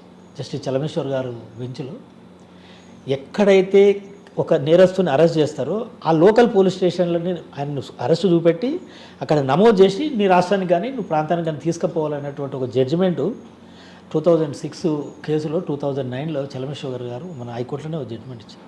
చాలా పెద్ద జడ్జిమెంట్. ఈరోజు చాలామంది ప్రాణాలు కాపాడుతున్నటువంటి జడ్జిమెంట్ అది. సో తారకం గారు అద్భుతంగా చేసారు ఆ రోజు ఆ కేసు. దానికి ముడిసరుకులాగా మేము పనిచేసి పెట్టినాము, పోయి బాగా చేశారు. చాలా రాజన్ గారికి యూపీలో అరెస్ట్ చూపించలేదా? చూపించలేదు. డైరెక్ట్ డైరెక్ట్ బారాబందీ నుంచి డైరెక్ట్ తీసుకొచ్చినారని తీసుకొస్తే అది తప్పు అని చెప్పి డైరెక్ట్ రిలీజ్ చేసింది. బెయిల్ లేదు, ఈబీఎస్ కార్పొరేషన్ రిలీజ్ చేసేసి అది ఒక ఈరోజు మనకు రూల్ పొజిషన్గా మిగిలిపోయింది. సో ఎక్కడైనా అరెస్ట్ చేస్తే అక్కడ ఆ లోకల్ పోలీస్ స్టేషన్లో అరెస్ట్ చూపించి తీసుకుపోవాలి. అంటే లోకల్ పోలీస్ స్టేషన్లో చూపించి ఎక్కడికైనా తీసుకోవచ్చు. ఇప్పుడు మహారాష్ట్ర వాళ్ళు వచ్చి ఇక్కడ కొంతమందిని అరెస్ట్ చేశారు. ఏ లోకల్ పోలీస్ స్టేషన్ ఏరియాలో అరెస్ట్ చేసినారో ఆ లోకల్ పోలీస్ స్టేషన్లో పలానోని మేము అరెస్ట్ చేసినామని చూపించి అక్కడ జీడీ ఎంట్రీ చేసి తీసుకొని పోవాలి. ఎందుకంటే ఎక్కడ ఫేక్ ఎన్కౌంటర్ కావడానికి అవకాశం లేకుండా పోతుంది. అంటే అక్కడ పోలీస్ స్టేషన్లో చూపించాలి, లేదా కోర్టులో కూడా ప్రొడ్యూస్ చేయాలి? లేదు, పోలీస్ స్టేషన్లో చూపించేసి ఎంట్రీ చేసి తీసుకుపోవచ్చు. ఒకవేళ చేయకపోతే ఏమవుతుంది? అది ఇల్లీగల్ అని ఇల్లీగల్ డిటెన్షన్ అని రిలీజ్ చేసేస్తారు. కరెక్టే, అంతవరకు ఓకే. ఆ విధంగా తీసుకొచ్చిన పోలీస్ ఆఫీసర్ మీద యాక్షన్ తీసుకోవచ్చు. ఉంటుంది. డిఫామేషన్ కింద కేసు వేసుకోవచ్చు, కాంపన్సేషన్ తీసుకోవచ్చు. అవన్నీ మేము ఏం చేయలేదు, ఆ కేసులో చేయలేదు, కానీ రిలీజ్ అయిపోయారు. 5 రిలీజ్ అయిపోయినాం. చాలా అద్భుతమైన కేసు అది. ఆ ఇప్పుడు హైకోర్టులో ఎప్పుడైనా కూర్చున్నప్పుడు, ఇంకెక్కడైనా కూర్చున్నప్పుడు ఆ జడ్జిమెంట్ పెట్టి చాలామంది ఆర్గ్యూ చేస్తుంటే చాలా సంతోషం అనిపిస్తుంటుంది. ఒక మంచి కేసు స్టడీగా ఉంటుంది. ఒక కేసు స్టడీ అది చాలా మంచి కేసు. తర్వాత సార్ కూర రాజన్ గారితో మీకున్న అనుబంధం ఎలాగుంది? కూర రాజన్న గారితో అనుబంధం అంటే ఆయన మాకు చాలా, మేము విద్యార్థి రాజకీయాలు ఉన్నప్పుడు ఆయన రాజన్నను చూడాలని కోరిక ఉంటుంది అందరికీ. అసలు రాజన్న ఎలా ఉంటాడు, రాజన్న ఒకసారి చూస్తే బాగుండని వేలాది మంది విద్యార్థులు అనుకుంటే అందులో నేను ఒకటి. తర్వాత కాలంలో బాగా పరిచయం అయిపోయింది. సార్ ఆయన వ్యక్తిగత ప్రయోజనాల కన్నా ప్రజల కోసం పోరాటం చేసే వ్యక్తి. మీకు చెప్తున్నట్టు యూపీని తీసుకొచ్చి కరీంనగర్ జైల్లో పెట్టి తర్వాత కూడా అనారోగ్య సమస్యలు రావడం, చాలా కాలం మంచాన పడిన వ్యక్తిని మళ్ళీ కర్నూలులో తీసుకెళ్ళి ఏదో స్కూల్లో యాజమానికి బెదిరించారని అరెస్ట్ చేయడం వాస్తవం ఉందంటారా? దీన్ని కూడా మ్యానిపులేట్ చేద్దామని చూసారా? కరీంనగర్ అంటారా మీరు? కర్నూలులో మీటింగ్ పెట్టినారు. కర్నూలు రాయలసీమ రీజియన్కి సంబంధించి ఏదో మీటింగ్ పెట్టారు ఆ స్కూల్లో. పెడితే ఆ మీటింగ్లోకి వెళ్ళి అరెస్ట్ చేశారు. పెట్టావు తప్పుడు కేసు పెట్టారు. అదే తప్పుడు కేసు. స్కూల్ మీటింగ్ జరుగుతుంది, మీటింగ్ మీద దాడి చేసి అరెస్ట్ చేశారు. ఆ మీటింగ్లో తను కూడా ఉన్నాడు. ఆటోమేటిక్ అక్కడ పెండింగ్లో ఉన్న కేసులలో పెట్టారు. అంతే తప్ప ఆయన పోయి రాయలసీమలో బెదిరించడం అనేది బెదిరించడం అనేది ఉండదండి. రాజన్న లెవెల్లో ఎందుకు బెదిరిస్తారండి? అది అబద్ధంగా. ఇప్పుడు పోలీసులకు కూడా తెలుసు, లాయర్లకు తెలుసు, జడ్జిలకు తెలుసు, రాజన్న లెవెల్ మనిషి ఎవరిని బెదిరించాడు. అది మినిమం కామన్ సెన్స్. ఆయన ఎందుకు బెదిరిస్తాడు? ఆయన బెదిరించాలనుకుంటే చాలా, అసలు బెదిరించే అవసరం ఆయనకు రాదు. అది అర్థం చేసుకోవాల్సింది ఏంటంటే రాజన్న లాంటోడు, వీరన్న లాంటోడు వాళ్ళు పర్సనల్గా పోయి బెదిరించాల్సిన అవసరం ఏముంటుందండి? అంత అవసరం. వాళ్ళ పేరు చెప్తేనే పైసలు ఇస్తారు. మా అయితే బెదిరించిన డబ్బుల కోసం అంటారు కదండి. రాజ్యాధికారం కోసం అయితే కాదు, ఉద్యోగుల కోసం కాదు. సో ఏమైనా మా అయితే డబ్బులు పార్టీ ఫండ్ డబ్బులే కదా, వాళ్ళ పేరు చెప్తేనే పైసలు ఇస్తారు. ఆయన బెదిరించేది అవసరం ఏముంటుంది? ఆయన వ్యక్తిగతంగా రూపాయి అవసరం లేదు. ఏమిటో అంత పార్టీ వాళ్ళ వ్యవస్థ. మన ఇంటికి వస్తే మన ఇంటికాడ 10 రోజులు ఉంటే అన్ని మనమే చేసి పెడితే పోయేటప్పుడు 10,000 జోలో పెట్టి పంపిస్తాం. వాళ్ళకి ఆ లెవెల్లో అసలు బెదిరించేది ఉండదండి. సార్ ఫైనల్గా చెప్పండి, చాలామంది మీలాగా కానీ లేదంటే కొంతమంది పేదలు న్యాయం చేద్దామంటూ లా చేసిన వాళ్ళకి మీరు ఇచ్చే మెసేజ్? రూరల్ బ్యాక్గ్రౌండ్ నుంచి వచ్చినటువంటి ఉండే ప్రాబ్లం ఏంది ప్రధానంగా అంటే లాంగ్వేజ్ రాదు. నేను 5th క్లాస్లో ఇంగ్లీష్ నేర్చుకున్నాను. నాకు ఏమొస్తుంది ఇంగ్లీష్? నేను చిన్నప్పుడు మేజిస్ట్రేట్ కోర్టులో ప్రాక్టీస్ చేసే రోజులలో నాకు మా ఇంట్లో అడిగి నేర్చుకునేటోని. మా మేడం నాడు ఇంగ్లీష్ టీచర్ ఆమె అడిగి నేర్చుకునేటోని. హైదరాబాద్కి వచ్చినాక చాలా కష్టపడి ఈరోజు ఇంగ్లీష్ నేర్చుకున్నా. నా కొడుకు అంటే డాడీ నువ్వు చాలా కష్టపడి నేర్చుకున్నావు ఇంగ్లీష్, సాల్వ్ ఎక్కువ టెన్షన్ పడకంటాడు. అంటే నా అవసరం నన్ను నేర్చుకున్నాను నేను. కాబట్టి లాంగ్వేజ్ ఒకటి మనం ప్రతి ఒక్కడు మనం ఏంటంటే తెలుగులో అవకాశం ఉంటే అద్భుతమైన స్పీచ్ ఇచ్చే వాళ్ళు ఇంగ్లీష్లో 5 నిమిషాలు మాట్లాడలేరు. కాబట్టి ఇంగ్లీష్లో మాట్లాడడానికే అక్కడ ఇంపార్టెన్స్ ఉన్నది. ఇలా ఇంకోటి నెంబర్ 2 ఇది మన కంప్యూటర్స్ తోటి నాలెడ్జ్ ఒకటి, computer knowledge, social media knowledge, ఇవన్నీ అప్డేట్ ఉండాల్సినటువంటి అవసరం ఉన్నది. లా ప్రొఫెషనల్ రండి వచ్చిన వాళ్ళు మాత్రం పర్టికులర్గా గ్రామీణ ప్రాంతంలో వచ్చిన వాళ్ళు భాష మీద పట్టు ఎక్కువ ఉండాలంటారు, అంటే ముఖ్యంగా ఇంగ్లీష్ మీద. దాంతోపాటు సాంకేతికంగా బాగా పట్టు సాధిస్తే ఖచ్చితంగా మీ అందరికీ ఈ ప్రొఫెషన్ చాలా బాగుంటుంది అంటున్నారు వెంకయ్యనాథ గారు. ఇది వారం వెంకయ్యనాథ గారు ఎక్సలెంట్ ఇంటర్వ్యూ. వచ్చే వారం మరొక ఇష్టం మళ్ళీ కలుద్దాం. అంతవరకు నమస్కారం.